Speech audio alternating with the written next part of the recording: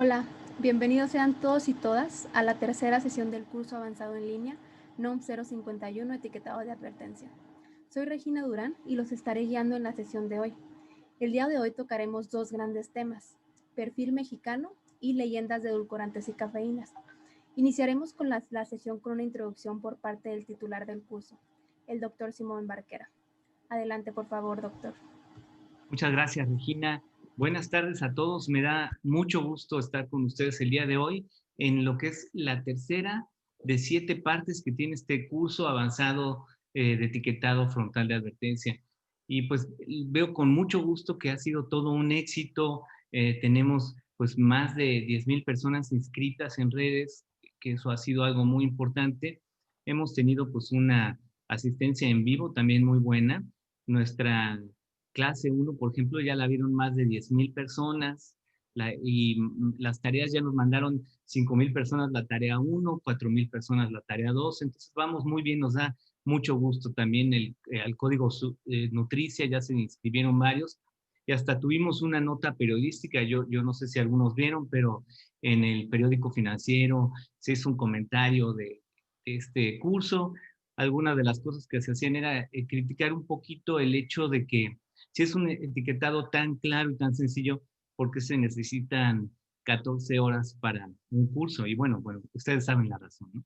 Es un curso que es un curso de las bases científicas del etiquetado para personal, profesionales de la nutrición, para que nosotros podamos sacarle mucho ventaja y además para que entendamos de dónde proviene, ¿no? Y a nuestros amigos de la industria que están aquí, pues también bienvenidos porque es muy importante que conozcan estas bases y que también poco a poco pues vayan viendo la conveniencia, ¿no? Ya estamos viendo pues a muchas compañías apresurarse a reformular y eso es en beneficio de toda la población, en beneficio de más de 120 millones de mexicanos que necesitan mejorar la calidad de su dieta. Otra cosa que quiero decirles es que el día de hoy, además de estar con nosotros la maestra Claudia Nieto y la doctora Alejandra Contreras, tenemos al maestro Carlos Cruz, que es otro de los talentosos miembros del equipo del Instituto Nacional de Salud Pública, que han desarrollado una gran cantidad de publicaciones y de investigación relacionada justo con el aspecto de la calidad de los alimentos, el reporte de la etiqueta, etcétera. Entonces, pues, bienvenido, Carlos. Y tenemos también a un gran invitado que es uno de nuestros asesores, es una de las personas más reconocidas en el campo de la pediatría por sus áreas de investigación en el campo de la saciedad, apetito, obesidad y respuesta neuroendocrina, gástrica y se llama, es el doctor Salvador Villalpando del Hospital Infantil de México. Entonces también bienvenido, doctor Villalpando. Y bueno, pues, sin más, espero que disfruten de este curso, que sigan con mucha atención el día de hoy lo que se va a discutir, que es una parte esencial, que es el perfil de nutrientes de OPS, que es como la base, es el criterio con el que se identifica qué productos llevan los sellos y cuáles no. Y esto, pues cuando no se entiende, pues es difícil de explicar y entonces genera confusión en los profesionales. Bueno, es algo muy sencillo que está basado en mucha evidencia y que van a escuchar en esta clase. Entonces, bienvenidos, muchas gracias, muchos saludos, esperamos sus tareas y pues vamos en la sesión 3. Hasta luego. Gracias, Regina. Muchas gracias, doctor Simón, por la introducción. Los puntos que tocas son súper importantes. Me gustaría hacer una aclaración para el público. Cuando el doctor Simón nos menciona tareas, hace referencia a los cuestionarios de evaluación que ustedes pueden encontrar aquí en los links. Entonces, enseguida les presentaré los aspectos más importantes de esta unidad didáctica, así como algunas preguntas frecuentes que hemos tenido en redes sociales. Me permito compartirles mi pantalla.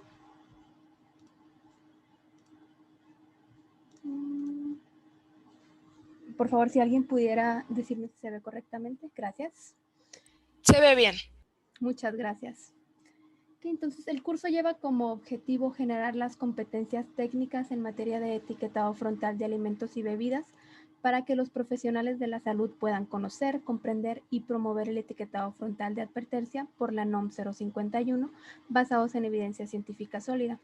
Este está dirigido, como lo hemos mencionado, a estudiantes de nutrición, nutriólogos, nutriólogas, y profesionales de la salud. La cita es todos los jueves, de hoy al 12 de noviembre del presente año, con excepción de uno de los jueves. La clase del 29 de octubre se impartirá un día antes, es decir, vamos a tomar la clase el miércoles 28 de octubre. Todas las clases, sin excepción, van a ser de 4 a 6 p.m., tomando como referencia la hora del centro de México. Y nuestro curso tiene una duración total de 14 horas. Todas las sesiones se van a transmitir en vivo por Zoom y por Facebook Live. Solamente hay que recordar que la transmisión de Zoom tiene un cupo limitado, pero siempre pueden ir a Facebook Live a incorporarse si este está saturado. Además, si te perdiste alguna sesión o llegaste tarde, podrás revisar todos los videos de las sesiones pasadas en nuestro canal de YouTube. Los estaremos subiendo un día después de las sesiones, es decir, los días viernes. Si hoy es tu primera sesión con nosotros, claro que puedes recibir constancia por parte del instituto. Lo que debes hacer es ver los videos de las sesiones anteriores, los cuales los encuentras en nuestro canal de YouTube, y además cumplir con los criterios de evaluación que te voy a explicar a continuación. En pantalla puedes ver los criterios de evaluación que van a ser considerados para la entrega de constancias. Para registrar asistencia y para contestar el cuestionario de evaluación, es necesario ingresar a un par de ligas que nosotros les vamos a proporcionar. Si tú estás en Zoom, te las van a hacer llegar por el chat. Si tú estás en Facebook Live, las puedes encontrar en la descripción del video. Y si este video lo estás viendo otro día, a través de YouTube, las puedes ver en la descripción del video, puedes registrar tu asistencia y puedes registrar tu cuestionario. De ambos, de la asistencia y del cuestionario, vas a recibir un correo de confirmación que es de parte de Google Forms. Es muy importante leer las instrucciones y registrar su asistencia y cuestionario con el nombre que debe aparecer en la constancia, el cual no debe de llevar grados académicos. La actividad final consiste en preparar un post sobre mitos y realidades del etiquetado para la salud. El post puede ser a través de un meme o puede ser también a través de alguna infografía. Es necesario que etiqueten a las redes sociales del CINIS. Para esta actividad final tendremos un paquete de premios que vamos a dar a las mejores infografías y a los mejores memes. Durante las últimas 3 sesiones les haremos llegar los detalles y lineamientos de esta actividad. Y como aclaración, es necesario cumplir con los criterios de evaluación para ser acreedores de la constancia emitida por el Instituto Nacional de Salud Pública. También es necesario aclarar que para acceder a las sesiones, nosotros les vamos a hacer llegar los links a través de nuestras redes sociales. Un día antes, es decir, los miércoles, vamos a subir una publicación con los links de acceso. Si tú no te has registrado o temes no haberte inscrito a este programa de la manera correcta, no te preocupes. Con cumplir con los criterios de evaluación que yo mencioné hace un momento, puedes obtener tu constancia. Y si esta es tu primera sesión, puedes ver las sesiones pasadas en nuestro canal de YouTube. Y al finalizar el módulo 5 y 6, que son los que tocaremos hoy, se va a dar un espacio para preguntas y respuestas. Para las personas que nos acompañan por Zoom, ustedes en la barra de abajo pueden ver una partecita que dice sección de preguntas y respuestas. Ahí, por favor, pueden poner sus preguntas, y las personas que nos acompañan por Facebook Live pueden escribir sus preguntas como comentarios. Les pedimos de la manera más atenta mantener las normas de respeto y ética para que puedan permanecer en la sesión con nosotros. Y si tienes alguna otra duda, puedes revisar el temario del curso, donde se responden muchas de ellas. Y te invitamos a utilizar el hashtag etiquetado para la salud en tus publicaciones y también a etiquetar las redes sociales del CINIS. Y antes de iniciar con las ponencias del día de hoy, nos gustaría compartirles que el doctor Simón Barquera estará participando hoy en la conferencia vespertina sobre COVID-19. Nos hablará de la nueva asignatura de educación básica, Vida Saludable. La cita es hoy a las 7 p.m., considerando la hora del centro de México. Y pueden ver la transmisión en vivo a través del Facebook del Instituto Nacional de Salud Pública. Lo pueden ver, el canal lo pueden ver acá en la parte de abajo.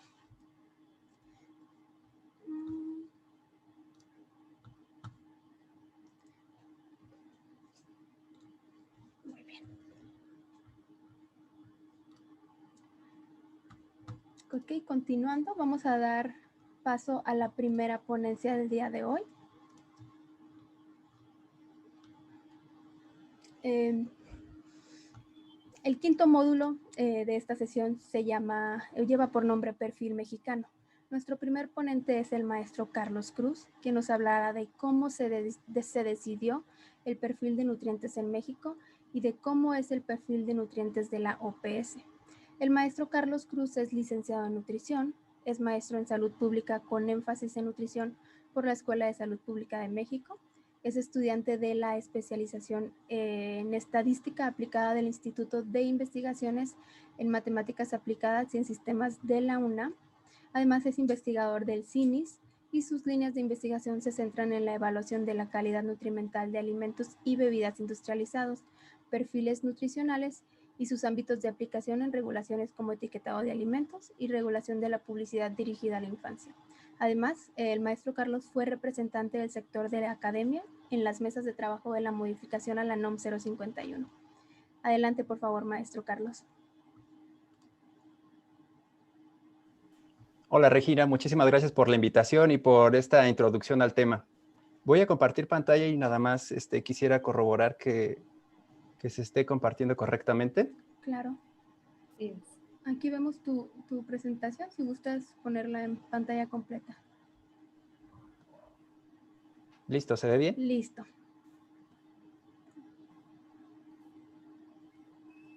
Perfecto. Bueno, entonces Excelente. voy a comenzar con el tema. Muchísimas Adelante. gracias. Solo como recordatorio, la primera sesión se habló de la justificación nutricional y epidemiológica que tenemos en México para la implementación de un nuevo etiquetado. Y en la sesión pasada se exploraron los aspectos que justificaron por qué se decidió un etiquetado de advertencia sobre otros sistemas de etiquetado. Ahora lo que seguía era investigar sobre los aspectos que tuvieran una mejor evaluación sobre la calidad de los alimentos y que se identificara correctamente aquellos que fueran excesivos en ciertos componentes. Esta tarea le corresponde a una herramienta de la salud pública que se llama perfiles nutrimentales. Bueno, antes de comenzar, mi nombre es Carlos y soy investigador del CINIS. Una parte importante de estas investigaciones es que han sido influenciadas por diferentes sectores y por diferentes intereses. Así que, bueno, yo me suscribí al grupo de profesionales del Código Nutricia como parte de mi labor profesional como académico e investigador. Y entonces declaro tener ningún potencial conflicto de interés con el tema que presento y que no estoy recibiendo ninguna remuneración por este tema. Bueno, para empezar a ver qué es lo que se decidió del perfil de nutrientes en México, antes habría que aclarar qué son los perfiles nutrimentales.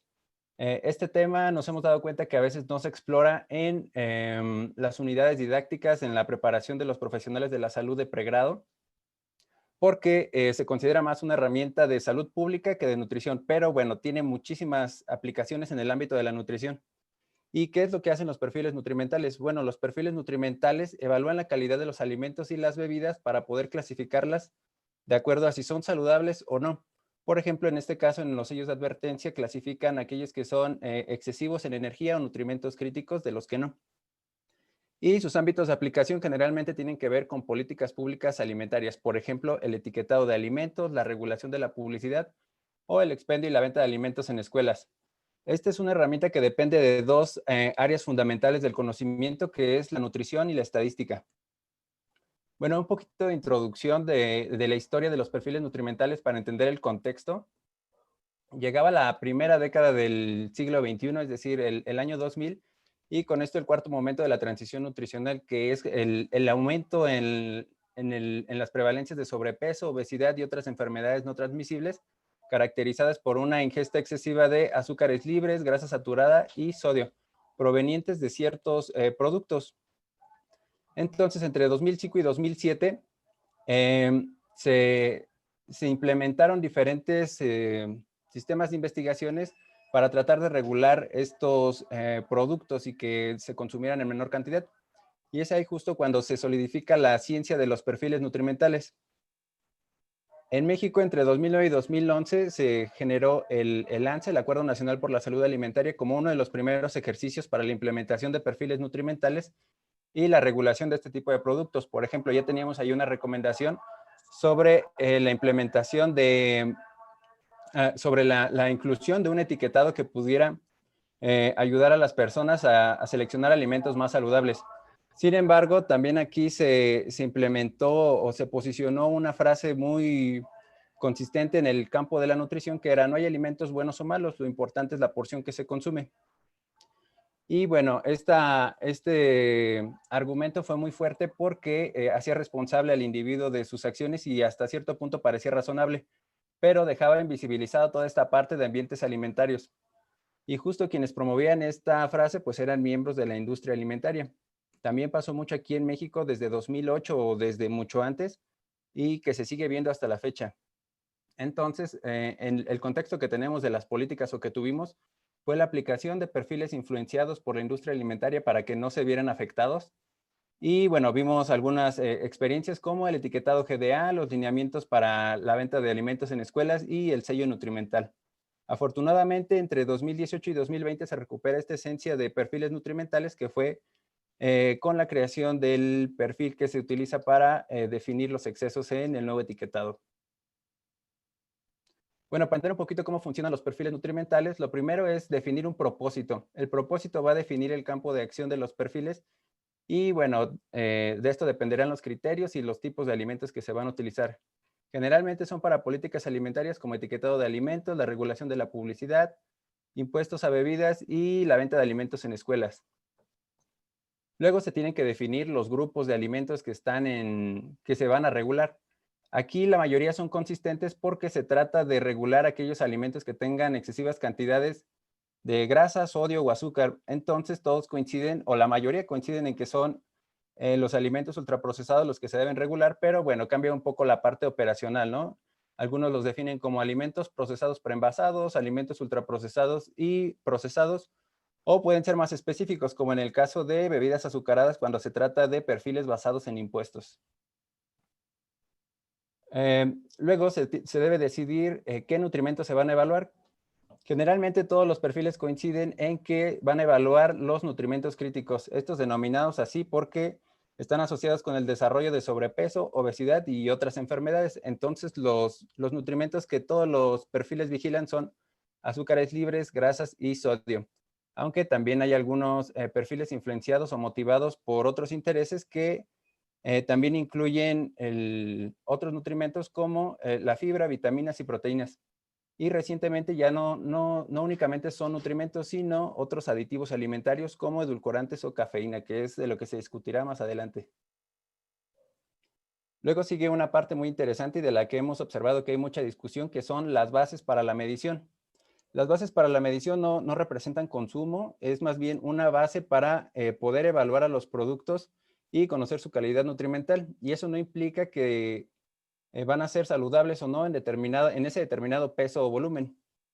Generalmente son tres que se reconocen. La primera es por porciones, la segunda por 100 kilocalorías y la tercera por cada 100 gramos. En el caso de las porciones, bueno, venimos saliendo de un esquema basado en porciones que suponía una ventaja para los consumidores, y es que la ventaja es que debería asociarse con la porción que se ingiere, no con la recomendada. Pero bueno, aquí en México, por ejemplo, un cereal para desayuno reportaba una porción de 30 gramos cuando la que se consumía era de 64 gramos. O sea, esto estaba subestimado. Y el generar perfiles por esta base genera muchas desventajas. La primera es que requiere regulaciones adicionales. Por ejemplo, existe una gran variabilidad entre el tamaño de las porciones en productos similares. Hay cereales de caja que tienen un menor tamaño de porción comparados con la media de los demás de su categoría. Entonces pueden declarar una menor cantidad de energía o nutrimentos y verse beneficiados. Entonces, esto es lo que genera una mayor probabilidad de sesgos y que se clasifiquen alimentos como saludables cuando no lo son. Y otra desventaja es que se tendrían que crear criterios por cada tamaño de porción.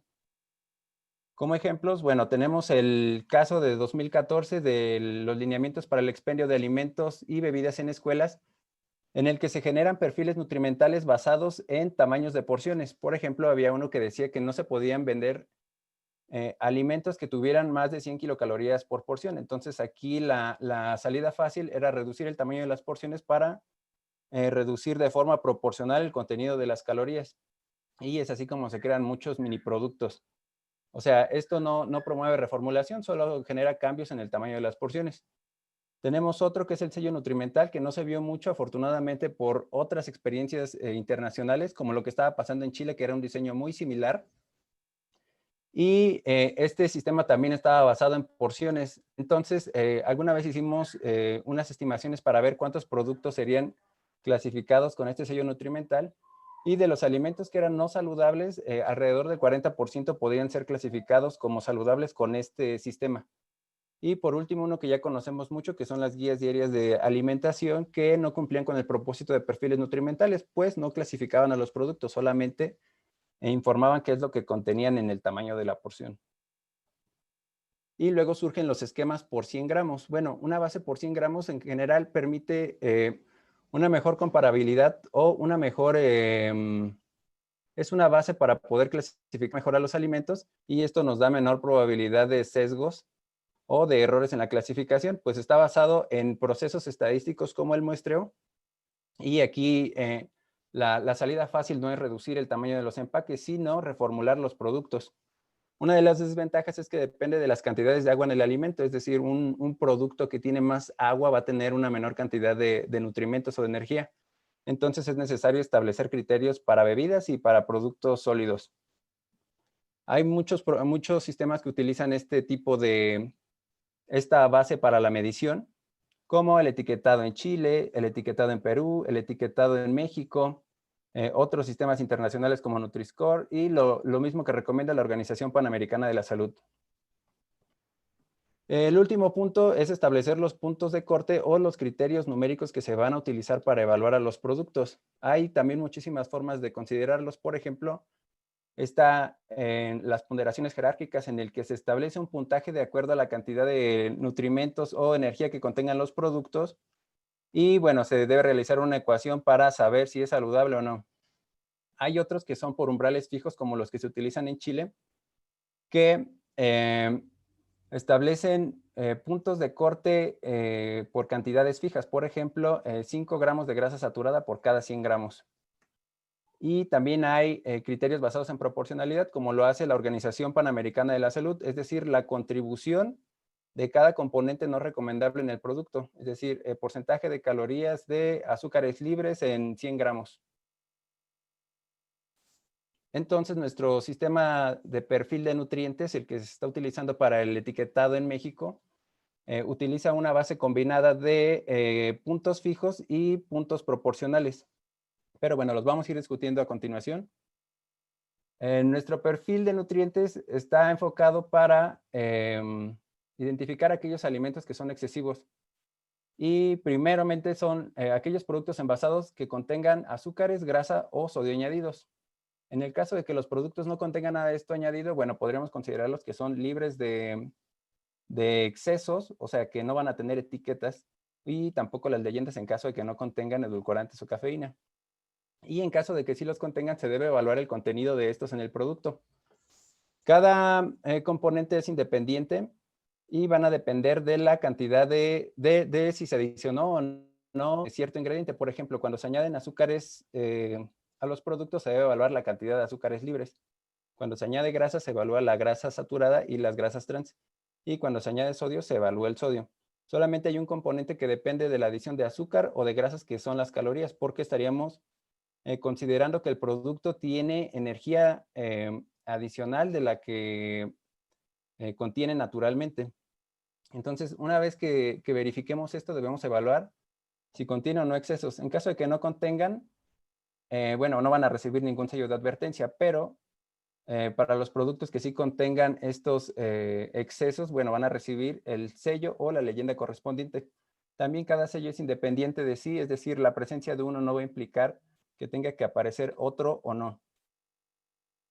Y con esta introducción de qué son los perfiles nutrimentales, bueno, ya podemos hablar de cómo se decidió el perfil de nutrientes en México.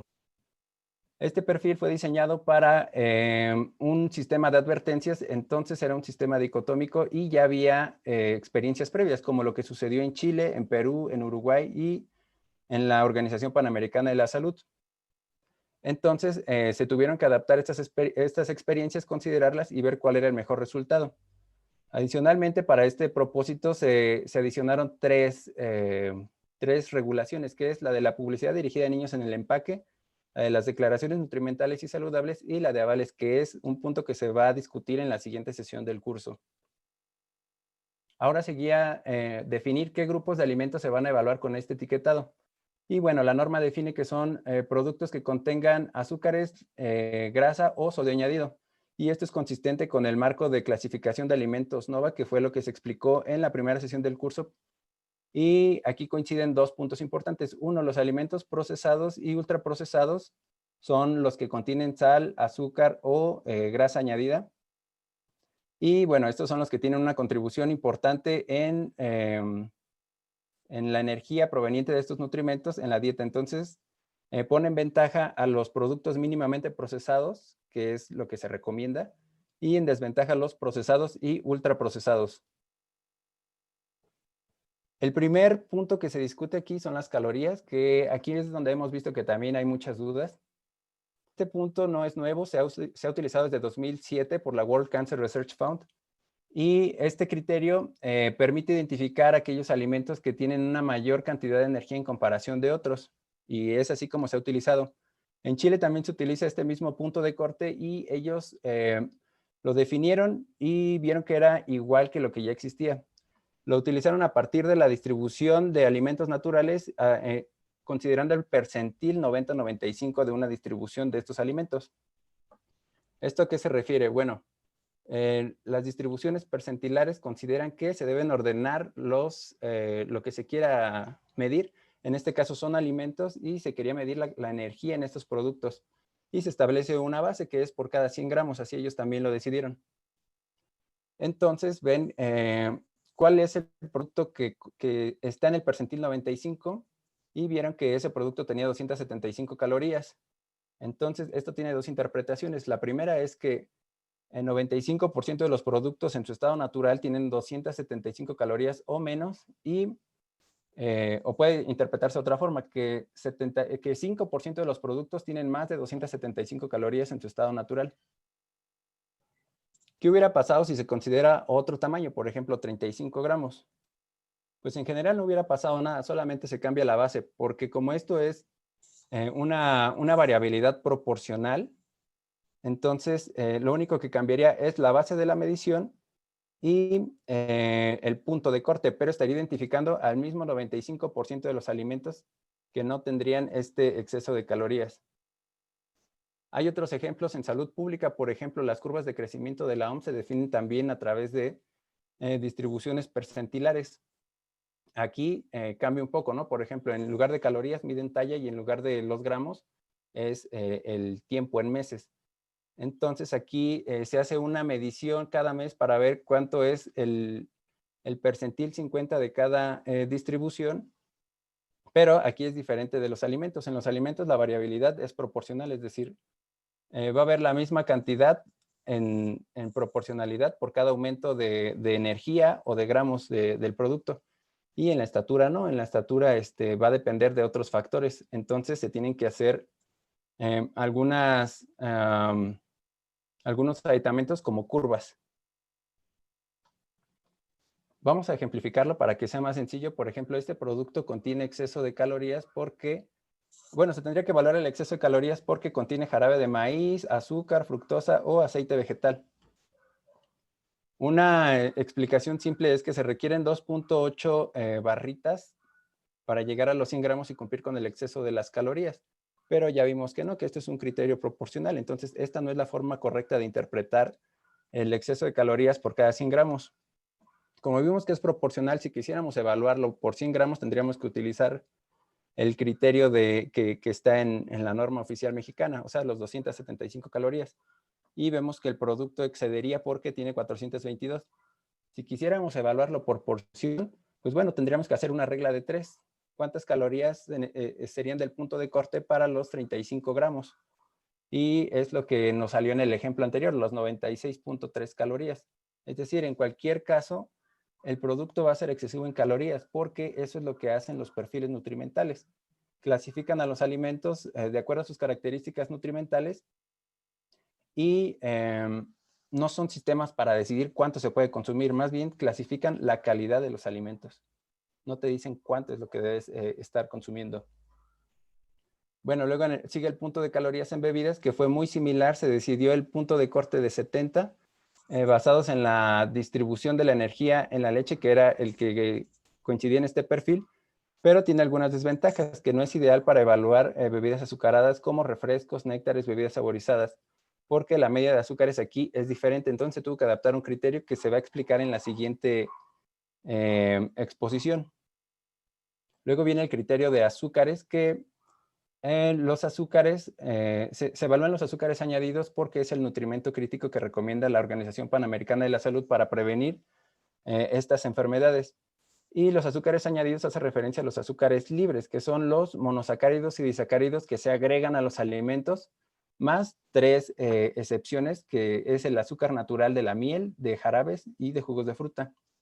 Es decir, se consideran ingredientes que tienen azúcares libres: el azúcar, la fructosa, el jarabe de maíz, la glucosa, la miel, el jugo y otras combinaciones que pudieran tener estos. Hay productos que contienen azúcar de forma natural, pero que no aportan azúcares libres, como las frutas y las verduras, con excepción de cuando están en su presentación de jugos, o la leche. Aquí tenemos un ejemplo. Bueno, el cereal de caja y es el único que no tendría azúcares intrínsecos de forma natural, o si los tienes en una cantidad muy pequeña dependiendo del nivel de refinamiento. Y la leche sí tiene azúcares intrínsecos, que es la lactosa, y los frutos secos también, que es la fructosa. En los primeros 2 casos, pues sí tienen azúcar añadido, que es correspondiente a los jarabes, pero los frutos secos no, solamente es fruta que se ha deshidratado. Los azúcares totales van a corresponder a la suma de los azúcares intrínsecos más los azúcares que se agregaron. Como este no tiene azúcares intrínsecos, la cantidad de azúcares totales pues se mantiene igual. Y en la leche sería mayor, o sea, serían 10 gramos de azúcares que correspondían a la suma de lactosa más el jarabe. Lo importante aquí es que el exceso de azúcares se va a definir únicamente por el azúcar que se agrega. Por ejemplo, los frutos secos no deberían llevar el exceso de azúcares, a menos que se les agregue azúcares libres como, no sé, azúcar o jugo, que es lo que hemos visto que se puede añadir más común en este tipo de productos, pero de forma natural no deberían llevarlo. Y bueno, para ir cerrando, tenemos también el criterio de grasas saturadas y grasas trans, que se tomaron de acuerdo a las recomendaciones de las metas de ingesta de la Organización Mundial de la Salud y que considera el modelo de nutrientes de la Organización Panamericana. El criterio de exceso de sodio también viene de las recomendaciones de ingesta de la Organización Mundial de la Salud y del modelo de perfil de nutrientes de la Organización Panamericana de la Salud. Se tuvo que adaptar también otro criterio para clasificar a los productos que excedieran esta cantidad, que también se va a explicar en la parte que sigue de este curso. Y bueno, para terminar, estas son algunas de las diferencias que hay con otros perfiles de nutrientes. Ya se me terminó el tiempo, pero solo cierro. En general, todos utilizan la misma base, que son los 100 gramos. Todos identifican productos procesados o ultraprocesados.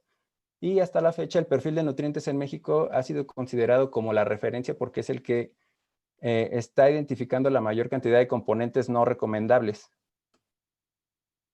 Hemos hablado mucho del perfil de nutrientes de la Organización Panamericana de la Salud, pero no hemos dicho qué es. Este perfil fue elaborado por expertos de la región de América Latina libres de conflictos de intereses y fue diseñado para disminuir la ingesta de productos procesados y ultraprocesados y fomentar la de los mínimamente procesados. Se recomienda que su aplicación sea para etiquetado de alimentos, la regulación de la publicidad y otro tipo de aplicaciones como la venta de alimentos en escuelas. El perfil de nutrientes está basado en las metas de ingesta de la Organización Mundial de la Salud y tiene como referencia también todos los documentos que se han ido generando desde 2002 hasta la fecha, como las revisiones sistemáticas que se están proponiendo para generar nuevas guías alimentarias. Como conclusión, bueno, los perfiles nutrimentales son una herramienta muy útil para los nutriólogos y es importante que la conozcan y que se empapen más del tema, porque permiten una evaluación objetiva de acuerdo a las características nutricionales de los productos y así poder clasificarlos, darles un valor objetivo. Y bueno, debemos de salir de esta forma que no estamos evaluando cantidades para ingesta, sino calidad nutrimental de estos. Hasta la fecha no hay ningún perfil que sea perfecto, pero lo que sí es que hay perfiles mejores que otros. En el caso de sistemas de advertencias, el perfil mexicano es el que se ha considerado como el estándar de oro o el equivalente al menos con el de la Organización Mundial de la Salud. Y bueno, es el que está basado en mejor evidencia científica y libre de conflicto de intereses. Así que bueno, hasta aquí acabo mi presentación y muchísimas gracias. Muchísimas gracias, maestro Carlos, por la excelente presentación y por explicarnos de una manera tan clara el perfil de nutrientes de la OPS. Vamos a continuar con este módulo. Nuestra siguiente ponente es la doctora Alejandra Contreras, quien nos hablará de cómo se adoptó el perfil de nutrientes de la OPS al contexto mexicano. La doctora Alejandra es licenciada en nutrición, es maestra en ciencias en nutrición y doctora en ciencias en nutrición poblacional por la Escuela de Salud Pública de México. Desde 2012 es investigadora en el CINIS en temas de desnutrición de micronutrientes, estudio de enfermedades crónico-degenerativas asociadas a la dieta como la diabetes y las dislipidemias, así como en el estudio de perfiles nutrimentales y etiquetado frontal de alimentos y bebidas envasados. Ha colaborado y publicado más de 20 artículos científicos y de 2019 a 2020 realizó una estancia de investigación en la Escuela de Salud Pública de la Universidad de Harvard. Y durante los últimos años ha fungido como parte del grupo técnico de la modificación de la NOM 051. Adelante, doctora Alejandra. Muchas gracias, Regina, por esta presentación. Bueno, yo les voy a comentar y les voy a platicar un poco sobre la innovación del perfil nutrimental, que son los criterios que nos quedaban pendientes por presentar. Ok. Bueno, antes de comenzar, me gustaría declarar que no tengo ningún potencial conflicto de interés. Mi posición actual es investigadora del Instituto Nacional de Salud Pública. Ok. Bueno, entonces, como ya nos mencionó Carlos, tenemos los criterios nutrimentales del perfil mexicano de la norma 051. Estos son los de la fase 3, es decir, los que van a entrar en vigor hasta el 2025. Pero es el perfil que se diseñó específicamente para el etiquetado frontal en México y que tendrá 3 etapas de implementación. La primera que tenemos es la fase 1. Y bueno, entonces, como un breve resumen, me gustaría que se fijaran solamente en los criterios azules. Estos son los que se obtuvieron del perfil de la OPS. Estos rojos son los que se obtuvieron del perfil chileno. Y estos dos en verde son los que tenemos como una innovación o como se tuvieron que construir dadas las limitaciones que se encontraron en algunos de los criterios. Entonces, como ya les mencionó Carlos, para el sello de exceso de calorías, cuando un sólido tiene más de 275 calorías totales, el producto recibe un sello. Si el líquido tiene más de 70 calorías totales, también recibe un sello. Estos criterios son exactamente los mismos que ustedes pueden encontrar en la regulación chilena en su etapa 3, es decir, la del 2019. La limitación de este perfil, de este criterio, es que clasifica un poco injusto a los lácteos que en comparación con las bebidas azucaradas. Es decir, a un lácteo le pueden tocar 2 sellos si excede el número de calorías, la cantidad de calorías y la cantidad de azúcares. Y en un refresco solamente tendría el sello de exceso de azúcares. Es injusto porque las calorías provenientes de un lácteo no nada más provienen del azúcar añadido, también van a venir de las proteínas, de los carbohidratos, de las grasas. En cambio, para una bebida azucarada, solamente la fuente de calorías solamente es del azúcar.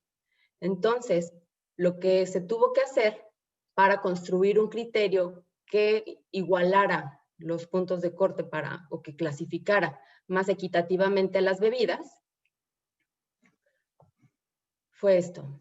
El criterio de 8 kilocalorías de azúcares libres en líquidos se obtuvo con la base científica del límite de ingesta de azúcares máximo recomendado por la OMS, más la evidencia del promedio de ingesta diaria recomendada en líquidos. Vámonos un poco más lento.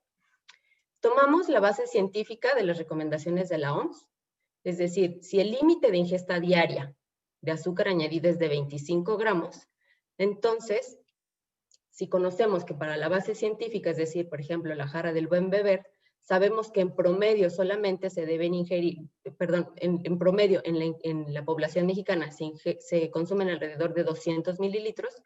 Si combinamos estas dos bases científicas, tendremos una densidad energética de máximo 25 gramos de azúcar añadido en 2000 mililitros. Si nosotros hacemos una regla de 3, entonces vamos a encontrar que en 100 mililitros para una porción estandarizada, debemos consumir máximo 1.25 gramos. Si nosotros nos mantenemos con bebidas que tienen ese nivel de azúcar, no vamos a sobrepasar la cantidad de azúcares en un día. Esto es basado en una dieta de 2000 calorías. Entonces, con estas dos bases científicas se construyó el punto de corte redondeando a 2 gramos por 100 mililitros, que provienen solamente de los azúcares añadidos. Si queremos verlo como porciones un poco más caseras, esto equivaldría a una cucharadita de azúcar en una taza de 240 mililitros, lo cual es suficiente para endulzar cualquier bebida. Entonces, regresando un poco a los otros criterios que se obtuvieron de la OMS, vemos que son exactamente los mismos que ya muy bien nos los presentó Carlos. Y hay que recordar que estos 3 criterios que se basaron en la OMS provienen o están basados en el porcentaje de calorías provenientes del nutriente crítico. No está basado en 100 gramos. Como bien lo explicó Carlos, cualquier cantidad de los productos que contienen sellos son productos que exceden ese nutriente crítico. Entonces, en el caso del sodio, 1 miligramo de sodio por caloría es el criterio para definir si se rebasa o no se rebasa la cantidad de sodio en el producto. O si el producto en 100 gramos tiene más de 300 miligramos de sodio. Esta última recomendación se obtuvo de este documento publicado en el 2020 de la OPS.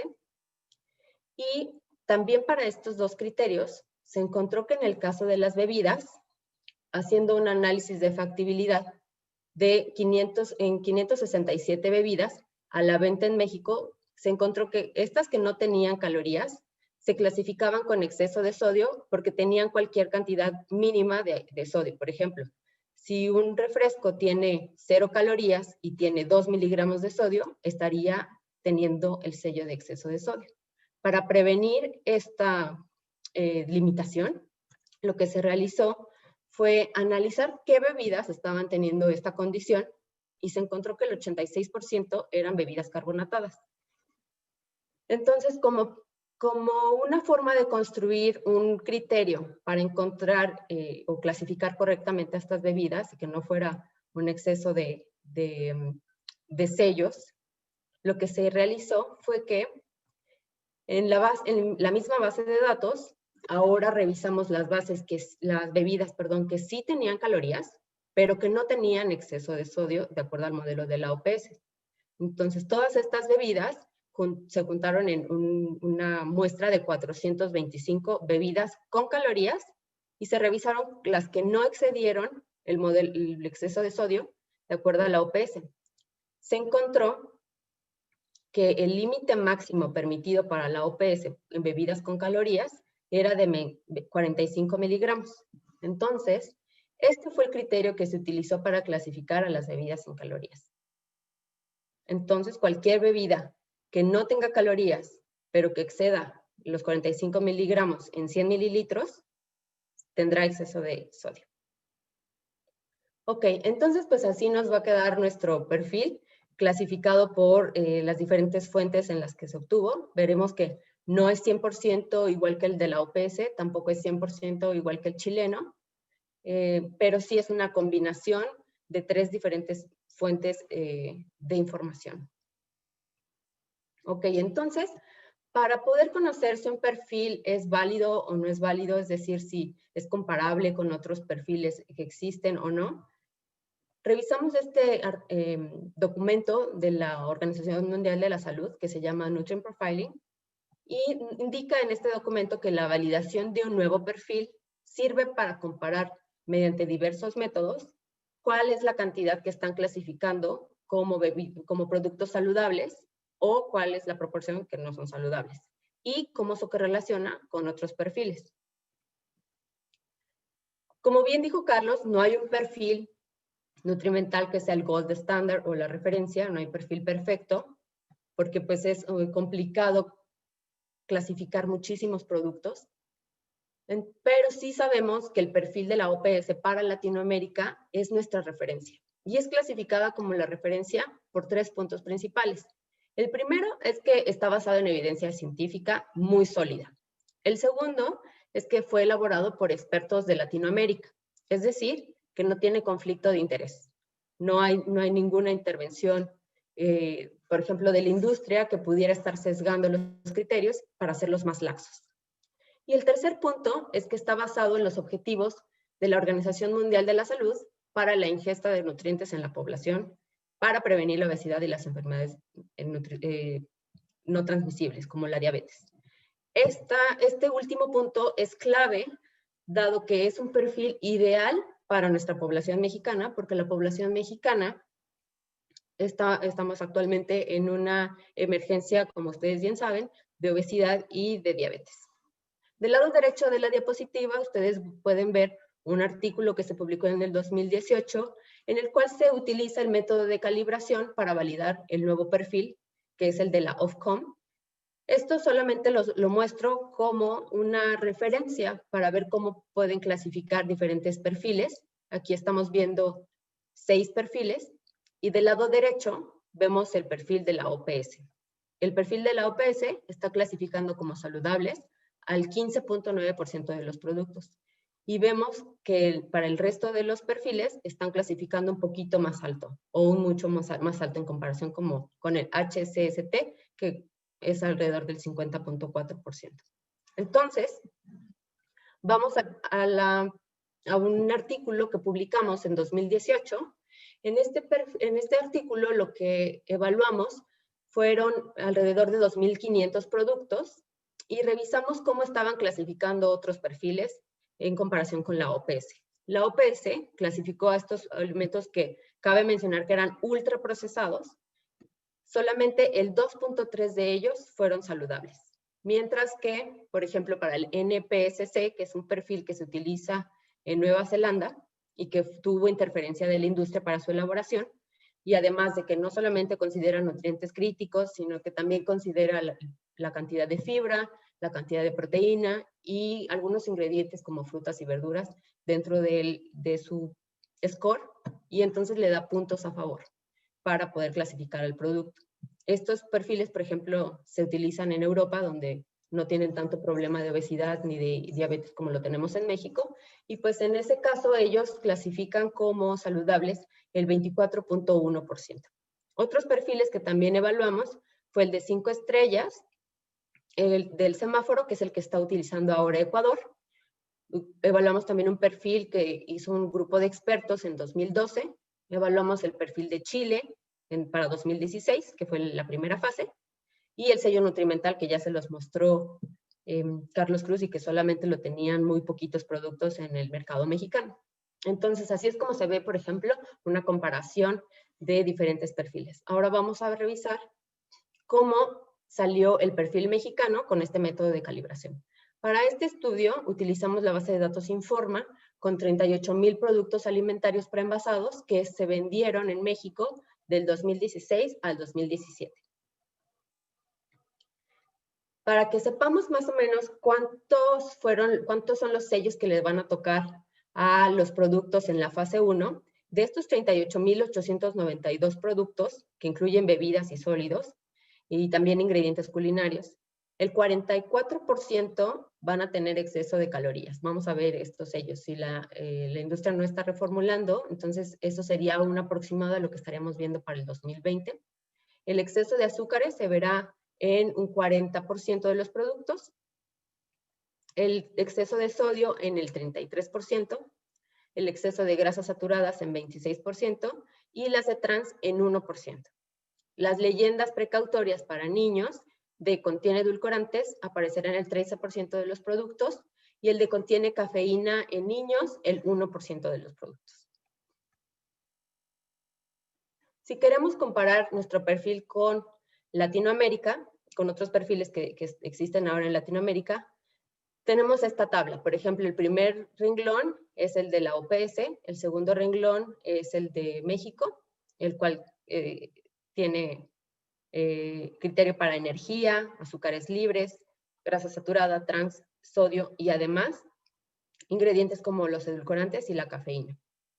También tenemos en el tercer renglón el perfil de Chile en sus 3 etapas, que solamente evalúa 4 nutrientes, Ecuador que evalúa 3 nutrientes, Perú evalúa 4 nutrientes, Uruguay evalúa 4 nutrientes y Brasil, la propuesta, está evaluando 3 nutrientes. Como vemos, el perfil mexicano es el que contiene más nutrientes en su perfil. Los etiquetados en Latinoamérica son los siguientes. Chile, que fue el que empezó, con 4 sellos. Uruguay, que tiene también 4 sellos.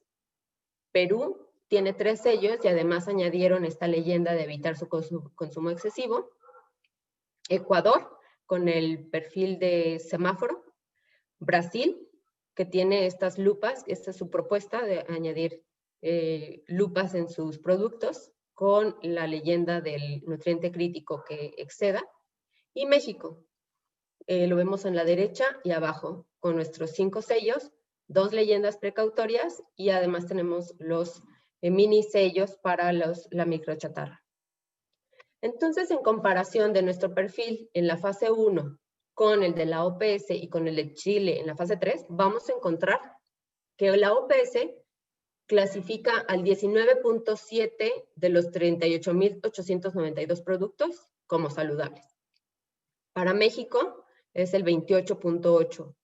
Así que con esto podemos ver que es un mito completamente que todos nuestros productos en el mercado van a tener sello. El 28.8 de los productos no va a tener sello octagonal. Aquí esta clasificación no está considerando las leyendas precautorias porque no, a pesar de que sí tienen un efecto, no es el mismo efecto que tienen los octágonos. Entonces, si comparamos con el perfil de Chile para su fase 3, el 33.6 de los productos se clasificaban como saludables. Entonces, esto es un poco más laxo que el de México, pero si comparamos cómo se correlaciona el perfil de México con la OPS, vemos que tiene una correlación moderada de 0.45. Mientras que si lo comparamos con el perfil de Chile, encontramos una correlación sustancial que es de 0.79. Es decir, en la fase 1, nuestro perfil se parece más al perfil de Chile que al de la OPS.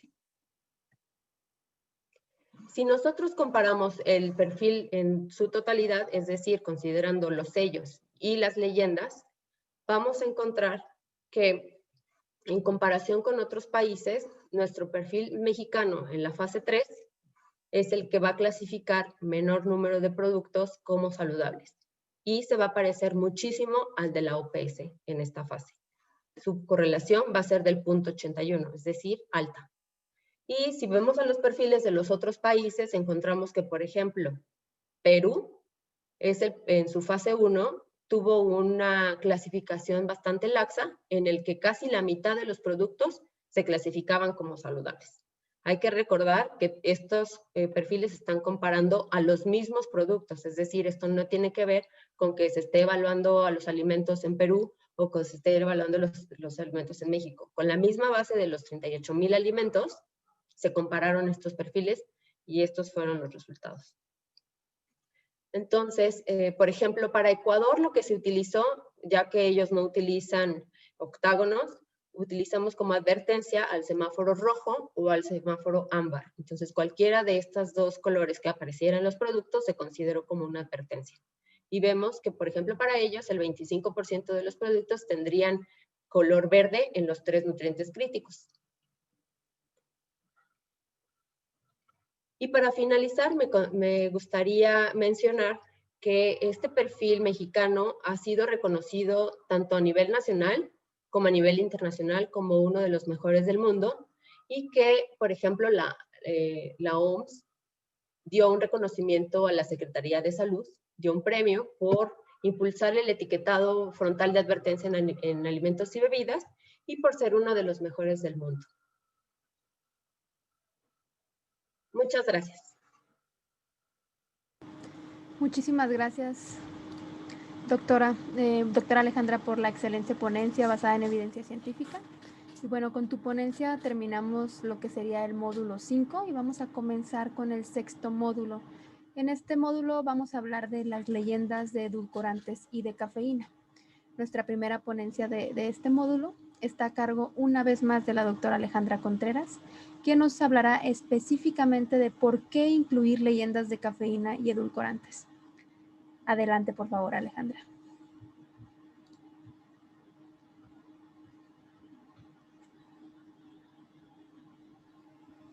Gracias. Ok, bueno, pues vamos con la siguiente presentación. Si me ven. Sí, vemos tu presentación. Perfecto. Te escuchamos y todo bien. Genial.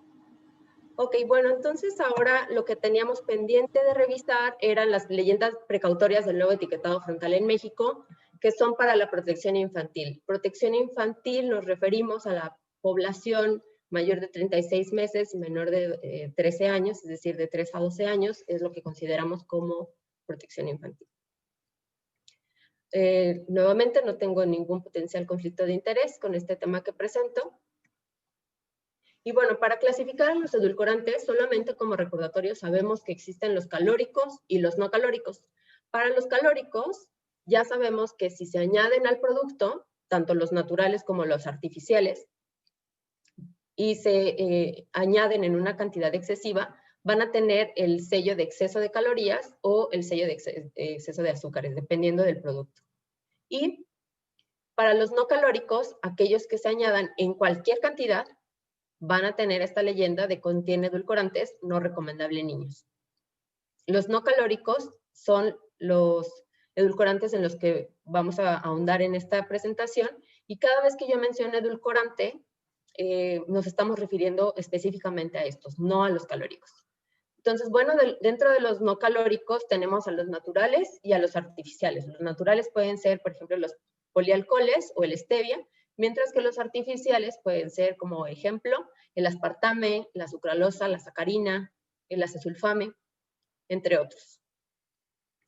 Si ustedes quisieran revisar un poquito más todos estos edulcorantes, hay la revista del consumidor de la Profeco de noviembre de 2019, tiene toda esta información muy detallada.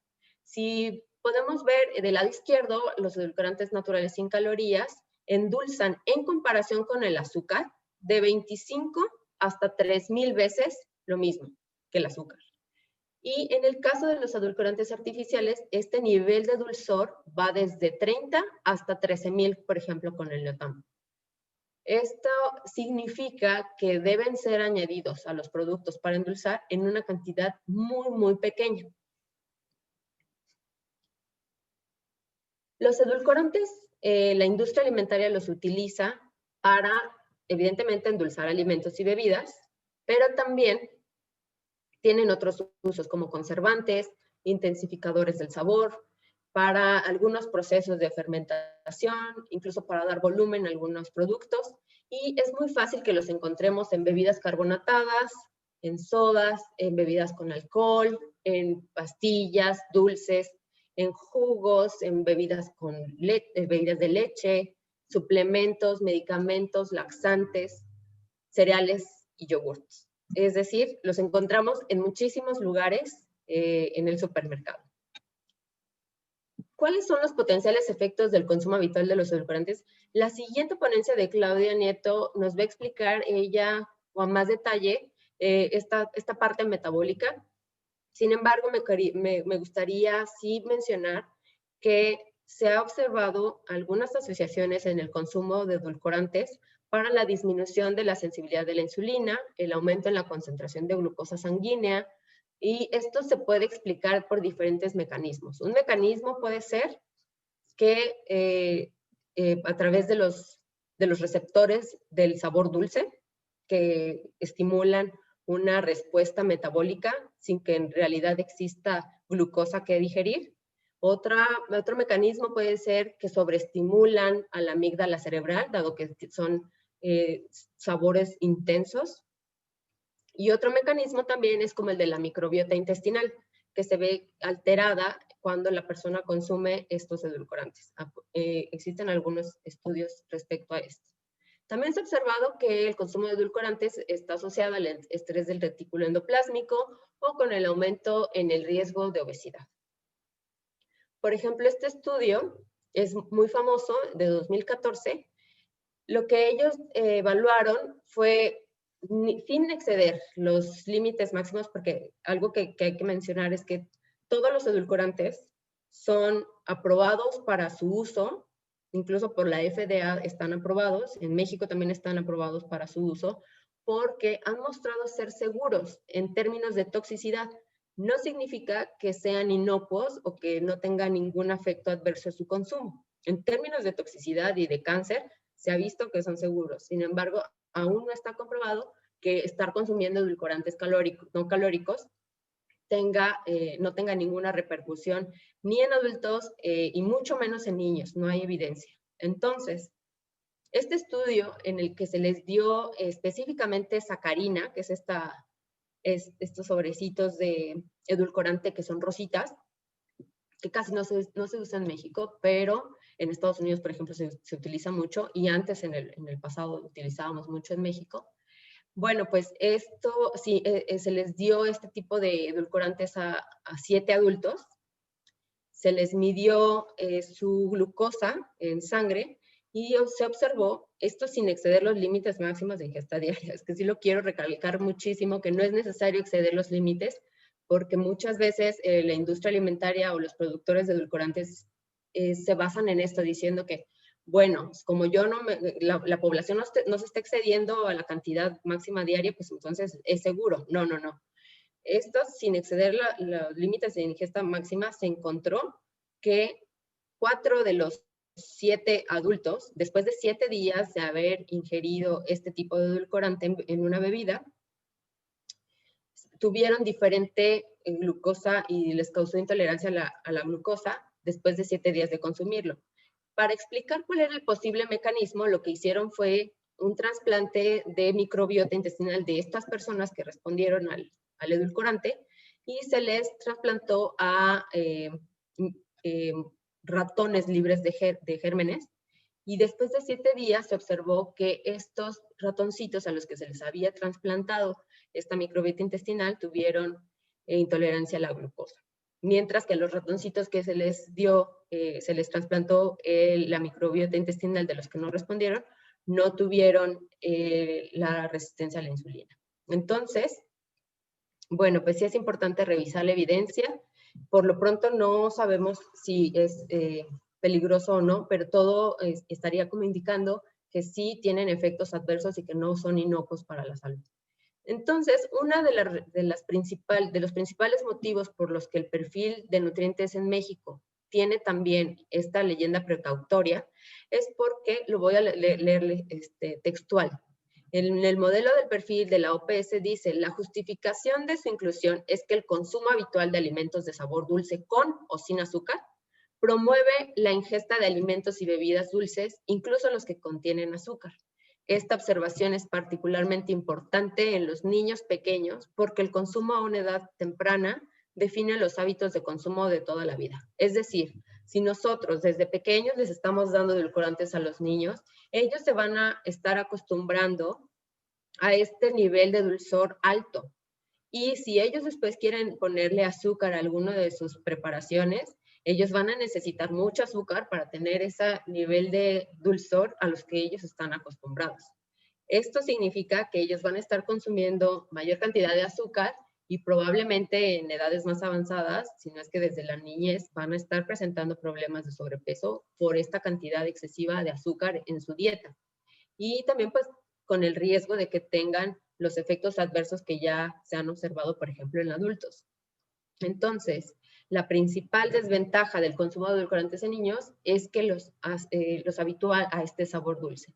En México, el 13%, como ya lo vimos en la presentación pasada, el 13% de los productos van a tener esta leyenda. También es importante mencionar que la postura de diversas agencias e instituciones internacionales y nacionales se han pronunciado en contra del consumo de edulcorantes no calóricos en niños. Y, por ejemplo, este artículo que menciona que es un tema controversial, pues sí es controversial todavía. Están los que tienen esta postura de que son seguros, pero hay la otra mitad que decimos que no son seguros. Y si nos ponemos a revisar quiénes son los que están financiando estos estudios o de dónde viene esta evidencia científica, pues van a encontrar que son financiados por la industria alimentaria. Entonces, hay que solamente considerar la evidencia científica que no tiene conflicto de interés para que podamos tener una conclusión mucho más cercana a la realidad. En México tenemos el uso de los edulcorantes no calóricos en productos procesados y ultraprocesados, y su uso se ha incrementado en los últimos 35 años. Tuvimos este boom de alimentos light o alimentos con menos azúcar, y antes si teníamos en la etiqueta, bueno, que decía light o sin azúcar, pues obviamente lo asociábamos a que tenía menos azúcar, pero ahora también podemos encontrar que no solamente los edulcorantes están en estos productos light, sino que también están en alimentos que sí tienen azúcar y que les bajaron la cantidad de azúcar y les añadieron para que tuvieran mayor dulzor. Entonces, solamente antes del etiquetado lo podíamos ver en las letras chiquitas y estaban en la lista de ingredientes sin especificar tanto cuánto tenía. En México, en una lista en un grupo de 5,000 bebidas, encontramos que evidentemente los refrescos light son los que tuvieron la mayor proporción de edulcorantes en sus ingredientes, mientras que para algunas bebidas que no esperábamos que tuvieran esta cantidad esta cantidad de edulcorantes, encontramos que las bebidas de soya, la leche saborizada, los jugos y néctares e incluso refrescos normales, regulares, tienen edulcorantes artificiales.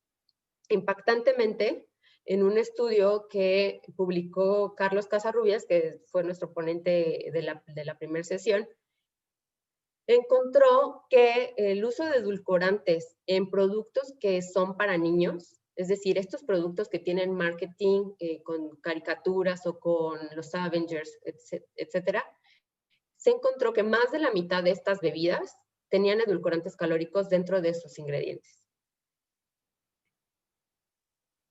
Por ejemplo, lo que pasó en Chile fue que ellos sí pelearon tener un octágono que indicara que contenía edulcorantes. Sin embargo, en la negociación con la industria para la regulación se perdió este punto, y entonces lo que hizo la industria para evitar tener sellos de exceso de azúcares fue sustituir el azúcar por edulcorantes calóricos. Entonces, Chile tiene muchísimos productos ahora con edulcorantes no calóricos.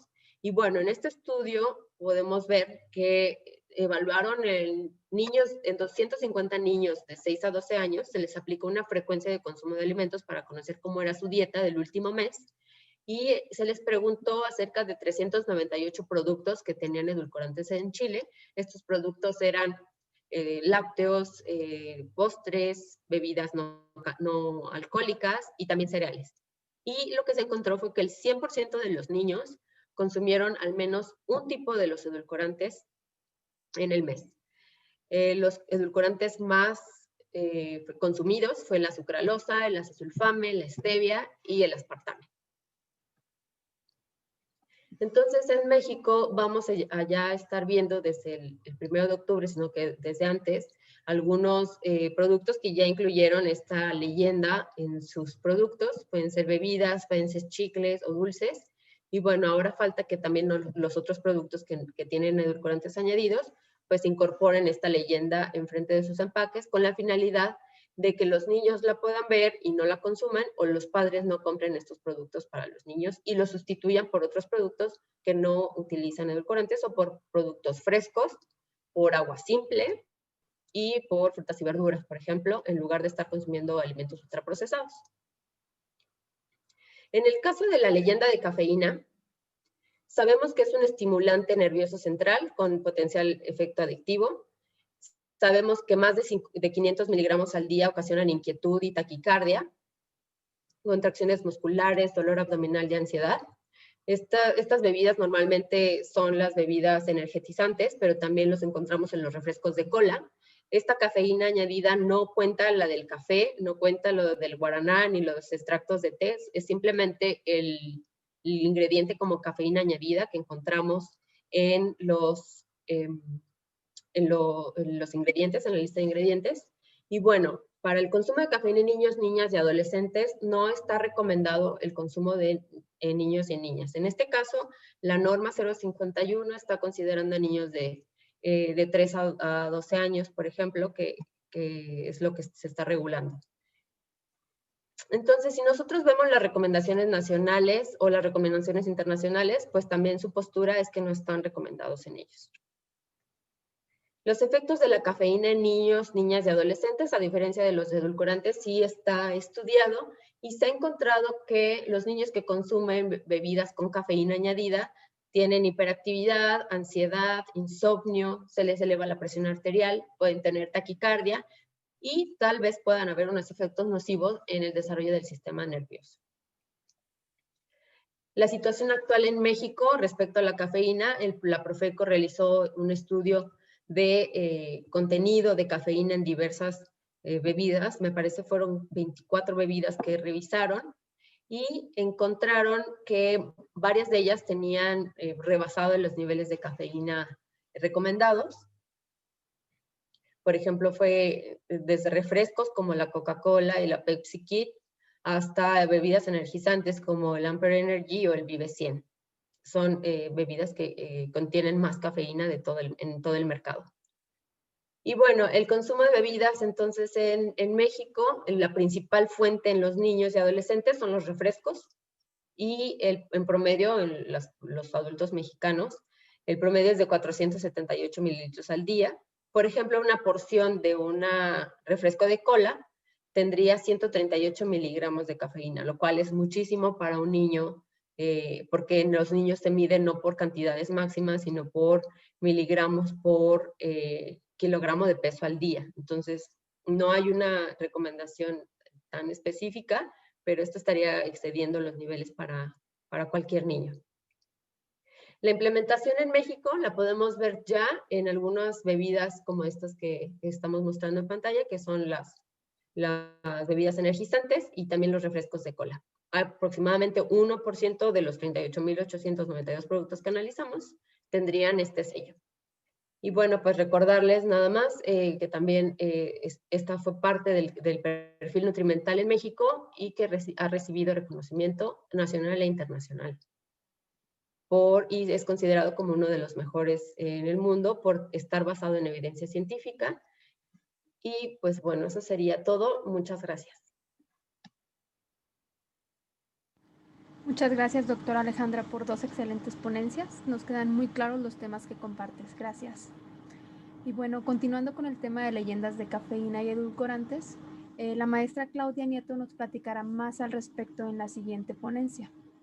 La maestra Claudia Nieto es nutrióloga por el Tecnológico de Monterrey, es maestra en salud pública de la nutrición por la Universidad de Southampton, es maestra en ciencias de la salud por la UNAM y actualmente es estudiante del doctorado en ciencias en nutrición poblacional del Instituto Nacional de Salud Pública.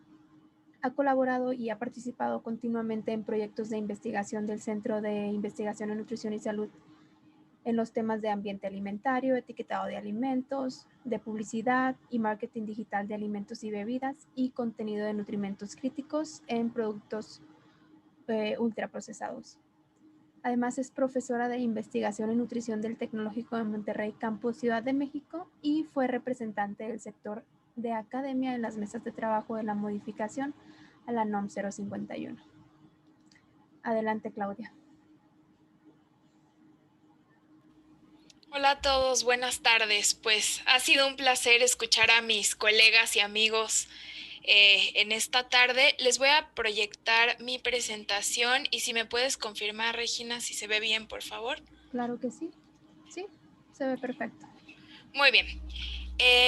Pues voy a empezar. Yo les voy a hablar de cuáles son los daños metabólicos de los edulcorantes en niñas y en niños. Yo soy investigadora del Centro de Investigación en Nutrición y Salud del Instituto Nacional de Salud Pública y declaro que no tengo ningún potencial conflicto de interés con el tema que estoy presentando. Igual que mis compañeros, estoy suscrita al Código Nutricia, que les voy a platicar en una diapositiva más adelante de qué trata este asunto. Bueno, pues los edulcorantes no calóricos tienen efectos metabólicos relacionados con receptores del sabor dulce a nivel intestino y páncreas. La sucralosa, el acesulfame K y la sacarina, que son añadidos a diversos alimentos como cereales de desayuno, galletas, panadería, estimulan la activación de estos receptores del sabor dulce en las células beta del páncreas y también estimulan la secreción de insulina. No aportan calorías o aportan una cantidad mínima de calorías, pero siguen estimulando esta secreción de insulina por diferentes mecanismos. Esta es la definición que quedó de edulcorantes en la modificación de la norma oficial mexicana 051 y dice, son sustancias diferentes de los monosacáridos y los disacáridos que imparten un sabor dulce a los productos. Y bueno, esta definición también se retoma en el acuerdo de aditivos que se encuentra publicado en el Diario Oficial de la Federación. Ahora, si en la lista de ingredientes de un producto preenvasado incluye edulcorantes artificiales o edulcorantes no calóricos o polialcoholes, tendrían que llevar, el producto preenvasado debería de llevar esta leyenda que dice contiene edulcorantes no recomendables en niños. ¿Por qué se determinó poder dar esta advertencia, esta leyenda de advertencia a los padres y a los niños consumidores de estos productos? Pues bueno, como ya nos comentó la doctora Contreras, el consumo de edulcorantes artificiales puede producir una habituación al sabor dulce y desde edades tempranas no es recomendable que ya estén habituados los niños y las niñas a ese sabor. Esta habituación al sabor dulce promueve el consumo de alimentos y de bebidas dulces, ya sea con o sin azúcar. En la infancia se definen los hábitos de consumo de toda la vida, entonces es muy probable que si un niño está acostumbrado a esas ingestas de edulcorantes artificiales o no calóricos desde una edad temprana, crezca con esa necesidad del sabor y sigue eligiendo este tipo de alimentos durante los restos de la etapa, durante el resto de las etapas de su vida. Hemos encontrado metaanálisis y revisiones sistemáticas que concuerdan en que el consumo de este tipo de ingrediente crítico, los edulcorantes, puede producir una ganancia de peso, cuando deberíamos estar buscando lo contrario, ¿no? Con la alta prevalencia de sobrepeso y obesidad en niños y adolescentes. Y bueno, en adultos sí hay estudios que han observado que los edulcorantes alteran la microbiota intestinal y posteriormente tienen un efecto en la resistencia a la insulina. Tienen el mismo dulzor del azúcar, solo que en cantidades muy pequeñas. La doctora Contreras en su presentación anterior nos enseñó pues los números del efecto de dulzor que podrían tener estos edulcorantes y es mucho mayor en comparación con el azúcar de mesa, con la sacarosa. Pero bueno, estos edulcorantes tienen un efecto en la amígdala cerebral, la sobreestimulan. Entonces, no se ha podido comprobar la inocuidad de los edulcorantes artificiales en niños.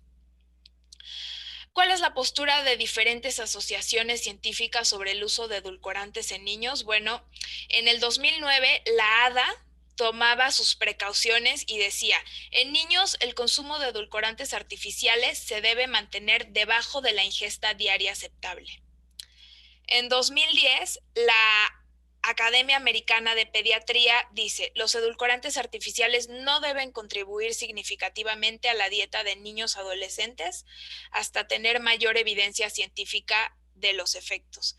Ahí de 2009 a 2010 la evidencia científica ya había avanzado y estábamos viendo que pues a lo mejor los edulcorantes no debían de ser consumidos ni por debajo de la ingesta diaria aceptable. Luego, la Asociación de Dietistas de Reino Unido en 2016 dice: el consumo de edulcorantes no se considera seguro en niños y está prohibido añadirlos en comida para población infantil de 0 a 3 años. Y ya en 2018, la Asociación Americana del Corazón, el Comité de Científicos, sacó la postura de que los niños no deben de consumir edulcorantes debido a los efectos desconocidos a largo plazo.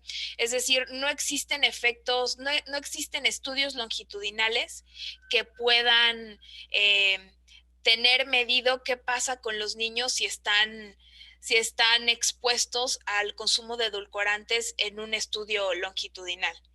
Se ha observado, sin embargo, en los estudios que se han hecho, que hay un riesgo aumentado del desarrollo de diabetes mellitus del tipo 2, síndrome metabólico y enfermedad cardiovascular.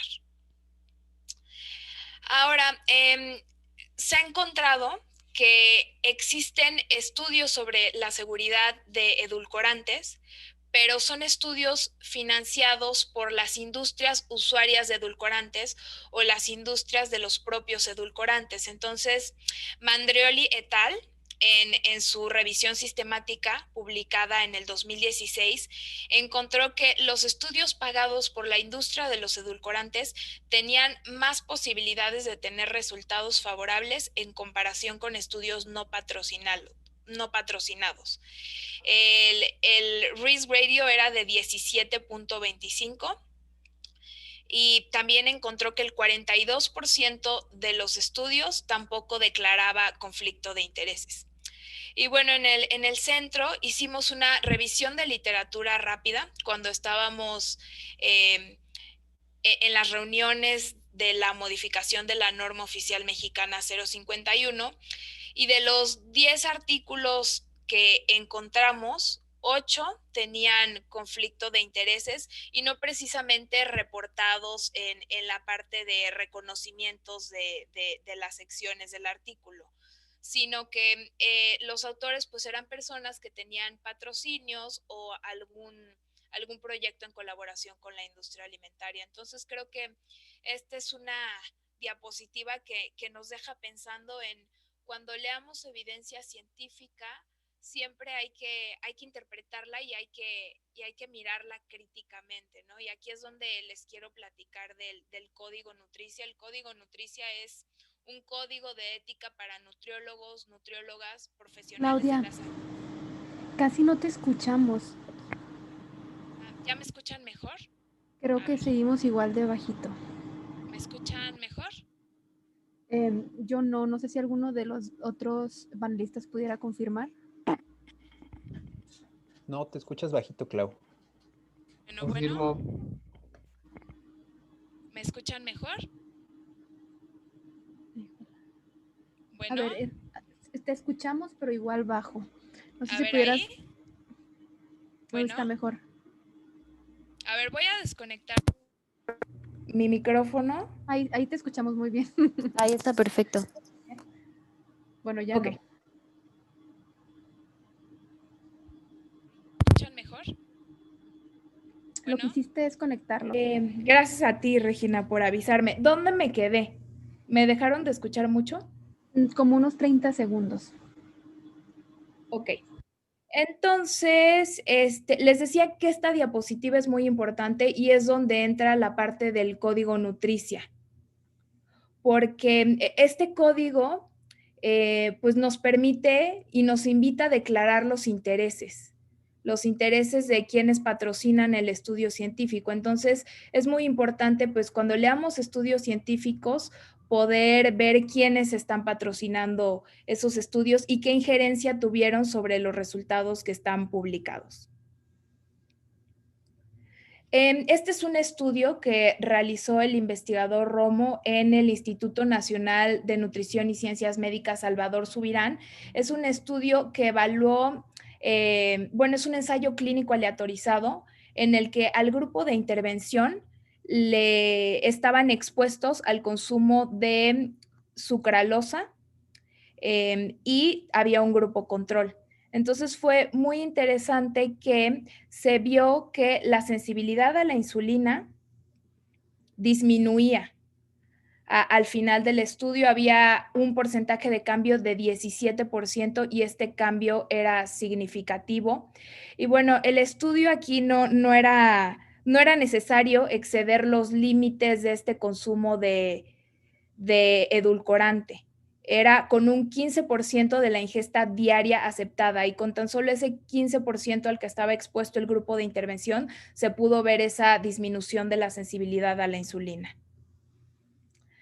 Estos son otros estudios que hablan de los efectos de los edulcorantes. Por ejemplo, la revisión sistemática y metaanálisis de TOWS no encontró un efecto de los edulcorantes no calóricos en adultos, un efecto en el peso, y tampoco encontró un efecto en el peso en niños con sobrepeso y obesidad. En niños hubo un menor incremento de índice de masa corporal y no se observa un efecto en peso. Este menor incremento del índice de masa corporal también se puede deber a que los niños están creciendo, ¿no? Pues la talla está aumentando y eso también afecta el índice de masa corporal. Otra revisión de literatura de Bueno Hernández encontró que la sacarina tiene un efecto proinflamatorio y los polioles pueden causar síntomas y manifestaciones gastrointestinales. El esteviol, por otro lado, podría tener un efecto de incremento en el porcentaje de grasa hepática. Y otra revisión sistemática encontró que los estudios observacionales sugieren una asociación entre los edulcorantes no calóricos y el desarrollo de enfermedades metabólicas. En esta revisión se menciona también que hay mayor glucosa circulante cuando hay consumo de sucralosa y de sacarina. Este es el sistema como quedó aprobado para la consulta pública y si se dan cuenta, edulcorantes estaba propuesto como octágono de advertencia. La razón de esto, pues, es la evidencia que hemos presentado en las diapositivas anteriores, tanto en esta presentación como en la presentación de la doctora Contreras. Es un ingrediente crítico muy importante y es más importante todavía hacer la recomendación de que pues, su consumo no debe de ser en niños. Ahora, esto fue un principio precautorio para proteger a las niñas y a los niños mexicanos. Estos edulcorantes hay algo que hay unos estudios que hace la Administración de Fármacos y de Alimentos de Estados Unidos, que es la Food and Drug Administration, y estos aditivos se clasifican, los edulcorantes entre ellos, se clasifican como generalmente reconocidos como seguros. Entonces se prueba su seguridad, se prueba su toxicidad. Sin embargo, pues estos efectos metabólicos y efectos de salud no han sido considerados ni en el GRAS ni en el JECFA. Hacen evaluaciones toxicológicas y evaluaciones más bien de seguridad. Igual la FDA tiene la ingesta diaria aceptada, que son cuántos miligramos por kilogramo de peso al día podría consumir una persona al día durante toda su vida. Y hemos visto en los estudios que les presentamos que incluso sin alcanzar ese punto de corte alto, se pueden ver efectos en la sensibilidad a la insulina y en las concentraciones de glucosa. Entonces, también en niños, pues tenemos limitados estudios que evalúen el efecto en niños, no tenemos estudios prospectivos que nos digan qué puede pasar si a largo plazo están consumiendo productos que tienen edulcorantes artificiales y no calóricos. Y bueno, tenemos la experiencia de otro país de Latinoamérica, ¿no? Ellos ya tienen documentado con evidencia científica que ha habido aumento de productos preenvasados con edulcorantes para poder evitar el sello de exceso de azúcares. Entonces, me parece de manera personal que el tener esta leyenda de contiene edulcorantes no recomendable en niños es un gran acierto del sistema mexicano. Y bueno, también vámonos a la parte legal, es un principio precautorio, ¿no? La Constitución mexicana y la Convención sobre los Derechos de los Niños dicen que el Estado debe de velar y de cumplir con el principio de interés superior de la niñez. Y si no sabemos todavía qué va a pasar de manera longitudinal y hay evidencia mixta de estos efectos que pueden tener los edulcorantes en niños y en niñas, es mejor tener esta precaución. Eso sería todo por mi parte. Les pongo en las redes del CINIS toda la evidencia, todas las infografías que ven ahí, los posts son basadas en evidencia científica y bueno, creo que es un gran medio para comunicarnos. Gracias. Muchísimas gracias, maestra Claudia, por la excelente presentación, siempre basándote en evidencia científica.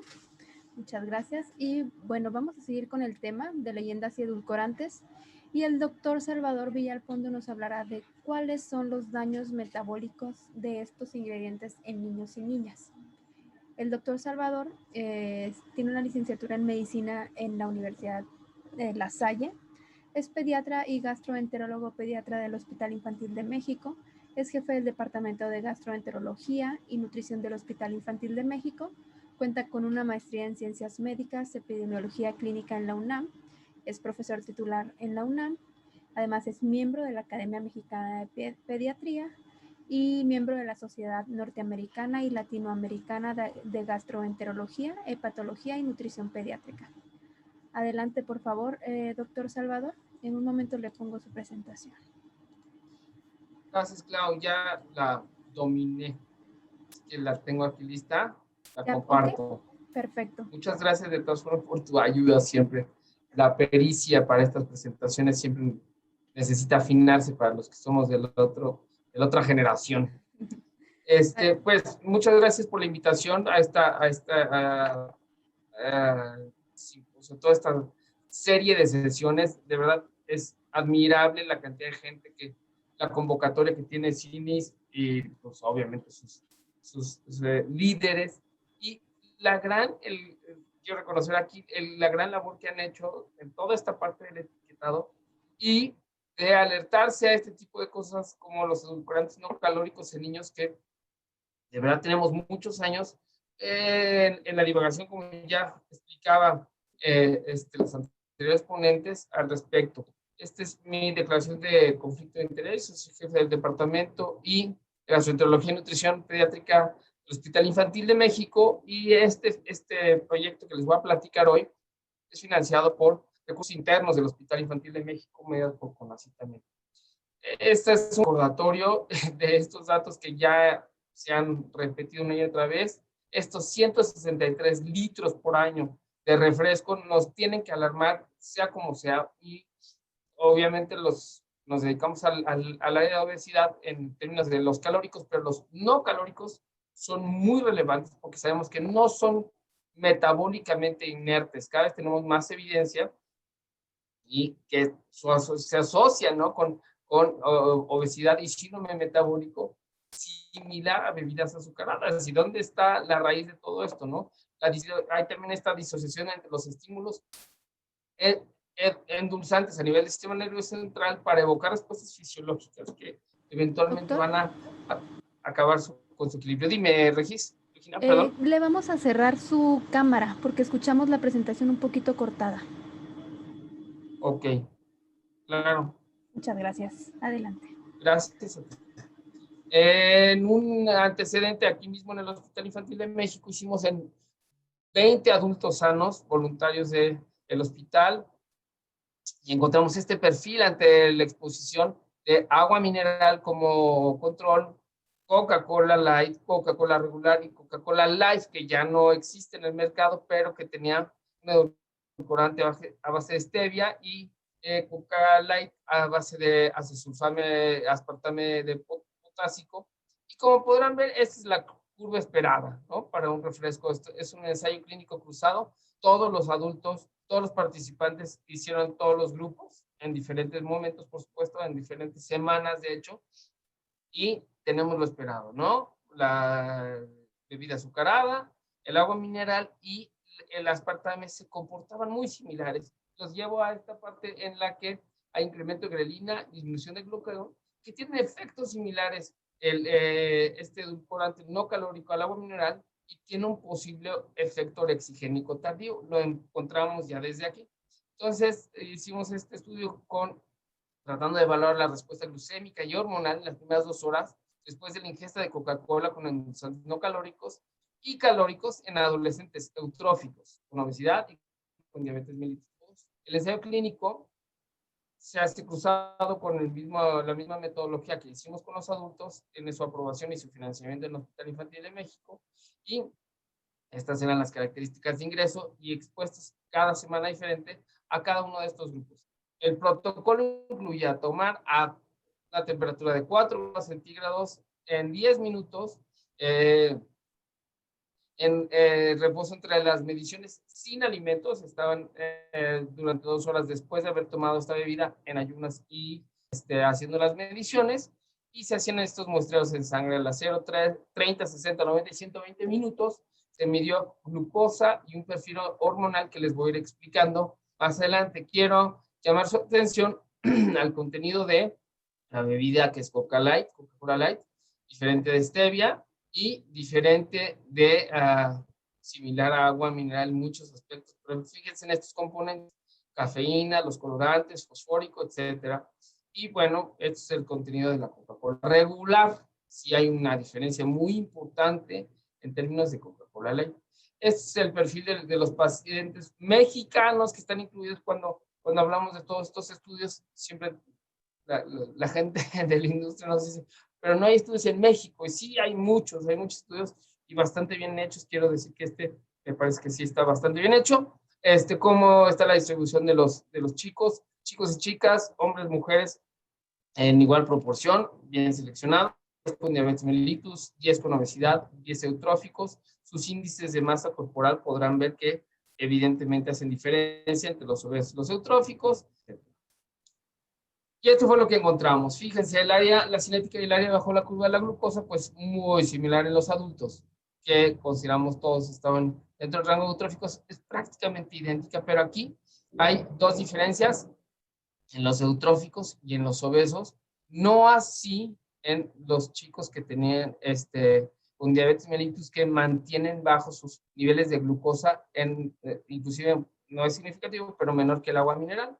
Y hace los picos esperados fisiológicamente en todos los grupos, mucho mayor, bueno, no en todos los grupos, por supuesto, en el de diabetes mellitus, el pico de insulina, ¿no? Y en el pico en los chicos que son obesos, que asumimos claramente que tienen resistencia a la insulina, es mucho más alto y muy significativo en respuesta a glucosa, no así a las bebidas sin ninguno de los azúcares. Pero vean, el que tiene stevia, Coca-Cola Light, hace un pico muy similar y mucho más alto inclusive que la que hicieran los diabéticos en los niños obesos. Esto es con stevia, les recuerdo. Aquí están los colores.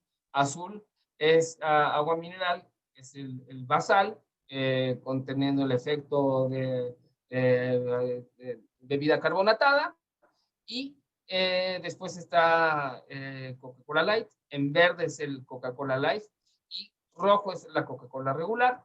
Péptido C, que refleja la cantidad de secreción de insulina, evidentemente está apagado en diabéticos, y los que están haciendo una resistencia a insulina hacen una respuesta muy alta con azúcar, pero nuevamente vemos cómo se están manteniendo abajo agua mineral y acesulfame, aspartame. Y en el mismo tenor, péptido inhibidor gástrico que induce la secreción de insulina, ¿sí?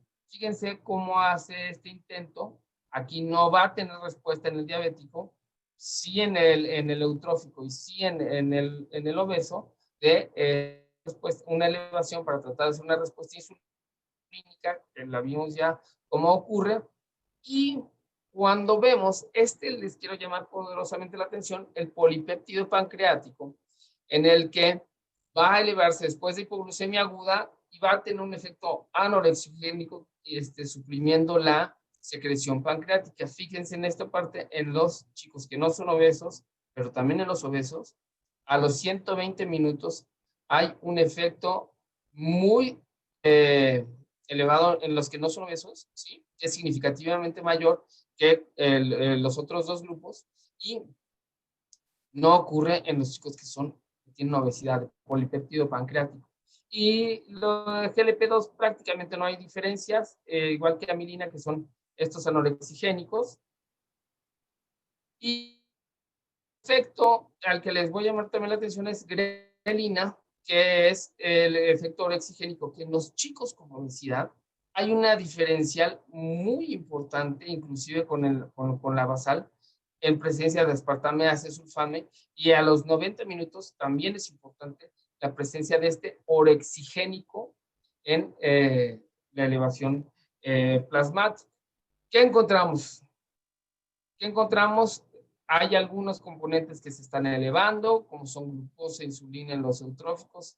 Evidentemente, la disminución de estos otros en los diabéticos. Pero en respuesta a aspartame, las diferencias más importantes son estos dos: el péptido inhibidor gástrico y el polipéptido pancreático, que tienen este efecto orexigénico que se está disminuyendo en el grupo de los obesos, y el péptido inhibidor gástrico, que también disminuye la secreción en insulina por supresión, que es el responsable de disminuir la secreción de insulina, que no hace diferencia, pero sí hay diferencia en el péptido inhibidor gástrico.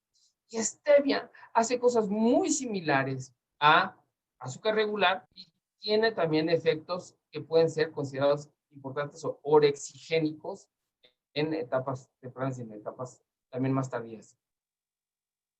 Con esto puedo concluir estos tres aspectos. Uno, las bebidas edulcorantes, claramente, como pudieron ustedes darse cuenta, no son inertes y afectan la respuesta glucémica y la respuesta hormonal en chicos con diabetes, con obesidad y con peso normal.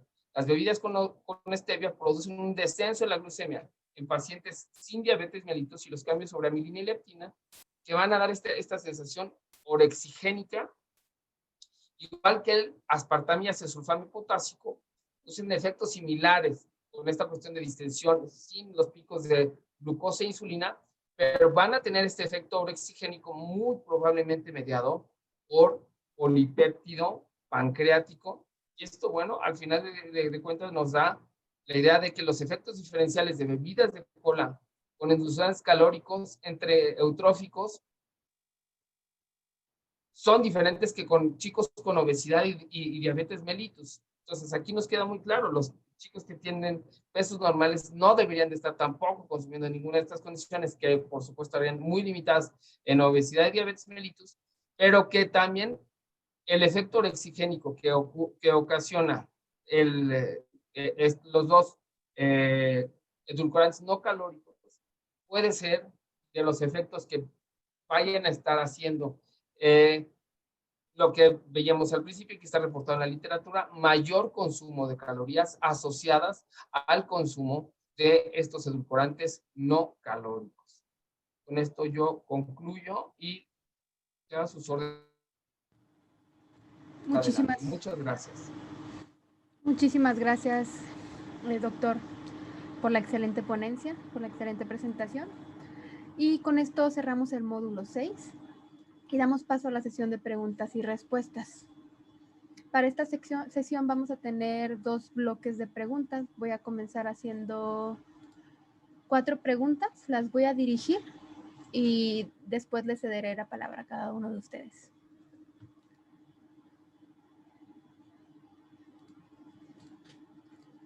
Voy a comenzar con una pregunta a Carlos Cruz. Si una barra de cereal tiene mucha fruta, avena, arroz y miel, ¿debo contar los azúcares de todos estos componentes para determinar exceso de azúcar? Es una pregunta muy buena. Perdón, vas a decir todas, ¿verdad, Regina? Pues mira, contestas estas y ya continúo con las demás. Vale, la contesto. Entonces aquí la pregunta era si una barra tenía mucha fruta y miel, ¿verdad? Se determinaba el exceso de azúcares. Bueno, El exceso de azúcares se determina a partir de la cantidad de azúcares añadidos, y los azúcares añadidos hacen referencia a los azúcares libres del alimento. Los azúcares libres de los alimentos son todos los monosacáridos y disacáridos que se agregan durante el proceso de elaboración de un producto.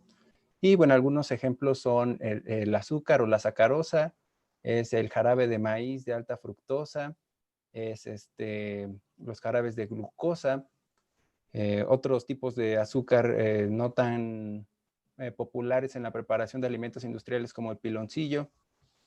Y hay tres alimentos considerados de forma natural que también contribuyen con el contenido de azúcares libres, que son la miel, los jarabes y el jugo de fruta. En este caso, una barra que contiene frutas, no sé si tal vez arroz, granola y miel. El exceso de azúcares estará en función de la cantidad de miel que se añada. El azúcar propia de las frutas, cuando se añade como fruta, no se cuenta para determinar los excesos, y esto es parte de una recomendación de la Organización Mundial de la Salud, porque las frutas generalmente vienen acompañadas de otros componentes que son benéficos, como la fibra o micronutrientes como vitaminas o minerales. De acuerdo, muchísimas gracias, maestro Carlos. Y bueno, la segunda pregunta está dirigida a Alejandra Contreras, y es si como menos de 100 gramos de un producto con sellos no llego al exceso. La tercera pregunta va a ir dirigida al doctor Salvador Villalpando, y es ¿qué bebidas recomendaría a niños y adolescentes? Comenzamos con la pregunta a Alejandra. Adelante. Gracias, Regina. Ay, qué bueno que hacen esta pregunta para aclararlo. Carlos mencionó en su presentación muy bien, si tienen como más duda, podrían regresar el video y consultarlo varias veces hasta que nos quede muy claro. Pero sí es muy importante ver que principalmente el perfil nutrimental está basado en porcentaje de calorías proveniente del nutriente crítico. O sea, cualquier porcentaje cualquier porción del alimento, sean 5 gramos, sean 10 gramos, sean 100 gramos, ese producto va a tener exceso si tiene los sellos. Entonces, solamente 100 gramos es la base para el exceso de sodio, y en el caso de 100 mililitros para el criterio de exceso de calorías. Y como vimos en el perfil de Chile, que tiene estos dos criterios para sólido y para líquido. No obstante, como les explicó Carlos, si hacemos una regla de 3 queriendo saber cuál sería el límite, es muy fácil saberlo. Y como población no necesitamos hacer ningún cálculo. Si vemos el producto con sellos, ya sabemos que cualquier porción va a tener, no necesitamos comer, por ejemplo, que hemos visto estos posts de la industria diciendo, te tendrías que comer 3 barritas o 2 barritas y media para llegar al exceso. Falso, ¿sí? Es súper falso. Es cualquier cantidad de ese producto va a tener un exceso de azúcares o de calorías. Muchas gracias por la aclaración, Alejandra. Continuamos con la pregunta del doctor Salvador. Y bueno, creo que... no lo escuchamos, doctor. Ya es que tenía apagado mi micrófono. Ok, adelante. Gracias, Regina. La pregunta es muy buena porque en el consenso que escribimos hace 4 años, ya está publicado en el Boletín del Hospital Infantil de México, hicimos esta observación. Si no hay cabida para las bebidas carbonatadas con azúcares en la dieta de los niños y adolescentes, no tendría por qué haber de cabida para los edulcorantes no calóricos. Al final de cuentas, no son las calorías solamente, son muchas otras cosas de la percepción del sabor, del gusto, el desarrollo del gusto desde etapas muy tempranas a lo largo de la vida, que son realmente innecesarias. Como pediatras lo sabemos, no esa frase de que es niño y necesita dulce, no lo necesita. Y como hábito, creo que es una parte muy importante, y aquí voy a tomar una pregunta que vino en el chat, Regina, de si los diabéticos, los chicos diabéticos debieran tomar estas bebidas. No, tampoco, es un mal hábito. No es un hábito adecuado. Vimos que en los diabéticos tampoco es un elemento inerte, aunque no produzcan insulina, o su pico de insulina esté bloqueado, no es inerte y tienen todos los efectos orexigénicos. La recomendación en todas partes, y me parece que fue Alejandra que presentó la jarra del buen beber, que hace muchos años, es lo que debemos tomar. Agua esencialmente en todos estos grupos de edad como hábito. Como hábito es muy importante esto, de manera rutinaria, eso es lo que tenemos que estar recomendando. Muchísimas gracias, doctor Salvador, por estas recomendaciones y por tomar esta otra pregunta que vio en el chat. Vamos a continuar con la segunda ronda de preguntas. Comenzamos con la maestra Claudia Nieto. La pregunta es, ¿los sobrecitos de edulcorantes comerciales también tendrán la leyenda de edulcorantes? La segunda pregunta va dirigida al maestro Carlos y es ¿por qué el perfil de OPS se enfoca en evaluar alimentos si una dieta se constituye de diferentes alimentos y porciones? Y una tercera pregunta para la doctora Alejandra Contreras y es ¿a qué tipo de productos afecta la leyenda de cafeína? Comenzamos contigo, maestra Claudia. Gracias, Regina. En el caso de los edulcorantes artificiales o no calóricos comerciales, usualmente traen combinaciones. Entonces, eso hace que sí traiga la leyenda contiene edulcorantes, no recomendable el consumo en niños. Ok, de acuerdo, muchísimas gracias. Seguimos contigo, Carlos. Perfecto. La pregunta era ¿por qué el perfil considera evaluar productos si la dieta está constituida de porciones y alimentos? Exacto. Y bueno, aquí el perfil de la OPS da una explicación muy clara sobre por qué limitar la ingesta de productos procesados y ultraprocesados. La primera es porque estos contribuyen con la mayor cantidad de azúcares libres, grasa saturada y sodio en la dieta. La segunda es porque las metas de ingesta que proponen, que se han establecido desde 2002, son compatibles con una dieta basada en alimentos mínimamente procesados. Entonces, lo que propone el perfil es poner en ventaja los alimentos mínimamente procesados para recuperar estas características de la alimentación tradicional y disminuir la ingesta de ultraprocesados. Y muchísimas gracias, maestro Carlos. Y continuamos contigo, doctora Alejandra. Gracias, Regina. La pregunta era ¿qué productos va a afectar la leyenda de contiene cafeína? Y pues bueno, por ejemplo, la cafeína que ya es intrínseca del alimento, por ejemplo, estamos pensando en el café, un café en polvo o una leche con café no traerá esta leyenda porque es del alimento. En cambio, si vemos la leyenda en el ingrediente que diga cafeína añadida, esta la podemos ver, por ejemplo, en refrescos de cola o la podemos ver en bebidas energizantes junto con otros estimulantes diferentes a la cafeína. Entonces, principalmente a estos productos vamos a estar viendo esta leyenda y pues no se recomienda en niños. Perfecto, muchísimas gracias, doctora, por dejarnos clara esta parte. Y con esto damos por concluida la sesión de preguntas y respuestas. Para concluir con la sesión número 3, le doy la palabra a la profesora adjunta, la maestra Ana Munguía, que nos dará unas palabras de despedidas y unos últimos anuncios. Adelante, por favor. Muchas gracias, Regina. Bueno, desafortunadamente el doctor Barquera se tuvo que retirar y en su nombre quiero dar las gracias a nuestros excelentes ponentes, que sin duda el día de hoy pudimos aclarar muchos mitos alrededor del etiquetado. Pudimos entender que el perfil de nutrientes de los sellos evalúa las características nutrimentales de los productos y no como tal nos indica las porciones que podemos comer de alimentos con sellos.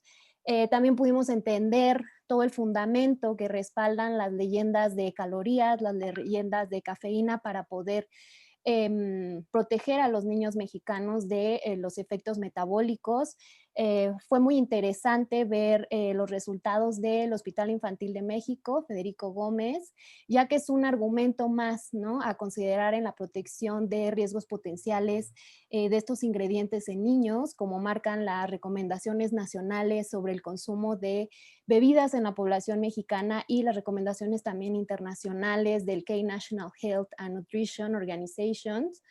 Y bueno, asimismo quiero agradecer a toda nuestra audiencia por su interés, por su participación en el curso, y recuerden contestar los cuestionarios de cada sesión, ya que se necesitan contestar para ser acreedores del diploma.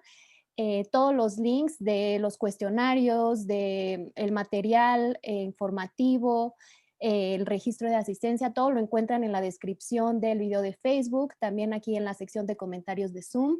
El día de mañana vamos a subir el video a nuestro canal de YouTube. Les recomiendo inscribirse en el canal para que les lleguen notificaciones de cada que subamos los nuevos videos. Además, los invito a que se inscriban en el Código Nutricia para ser parte de la comunidad de profesionales de la salud que adopten una conducta ética que favorezca los avances y las acciones en políticas libres de conflicto de interés y que estén a favor de la salud y de la nutrición de nuestro país. Por último, también el día de hoy, a las 7 de la noche, se va a presentar el doctor Simón Barquera en la conferencia de prensa del informe diario de coronavirus, y nos hablará de la nueva asignatura de educación básica, la materia de vida saludable.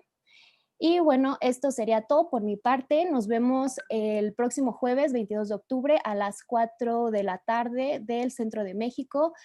Vamos a tocar los temas de los complementos de la norma 051 y de la publicidad dirigida a la infancia en empaques. Y bueno, vamos a tener invitados de la UNAM, invitados de UNICEF. Y bueno, eso sería todo. Muchísimas gracias a todos. Hasta pronto. Gracias, buenas noches, hasta luego. Hasta luego, buenas noches.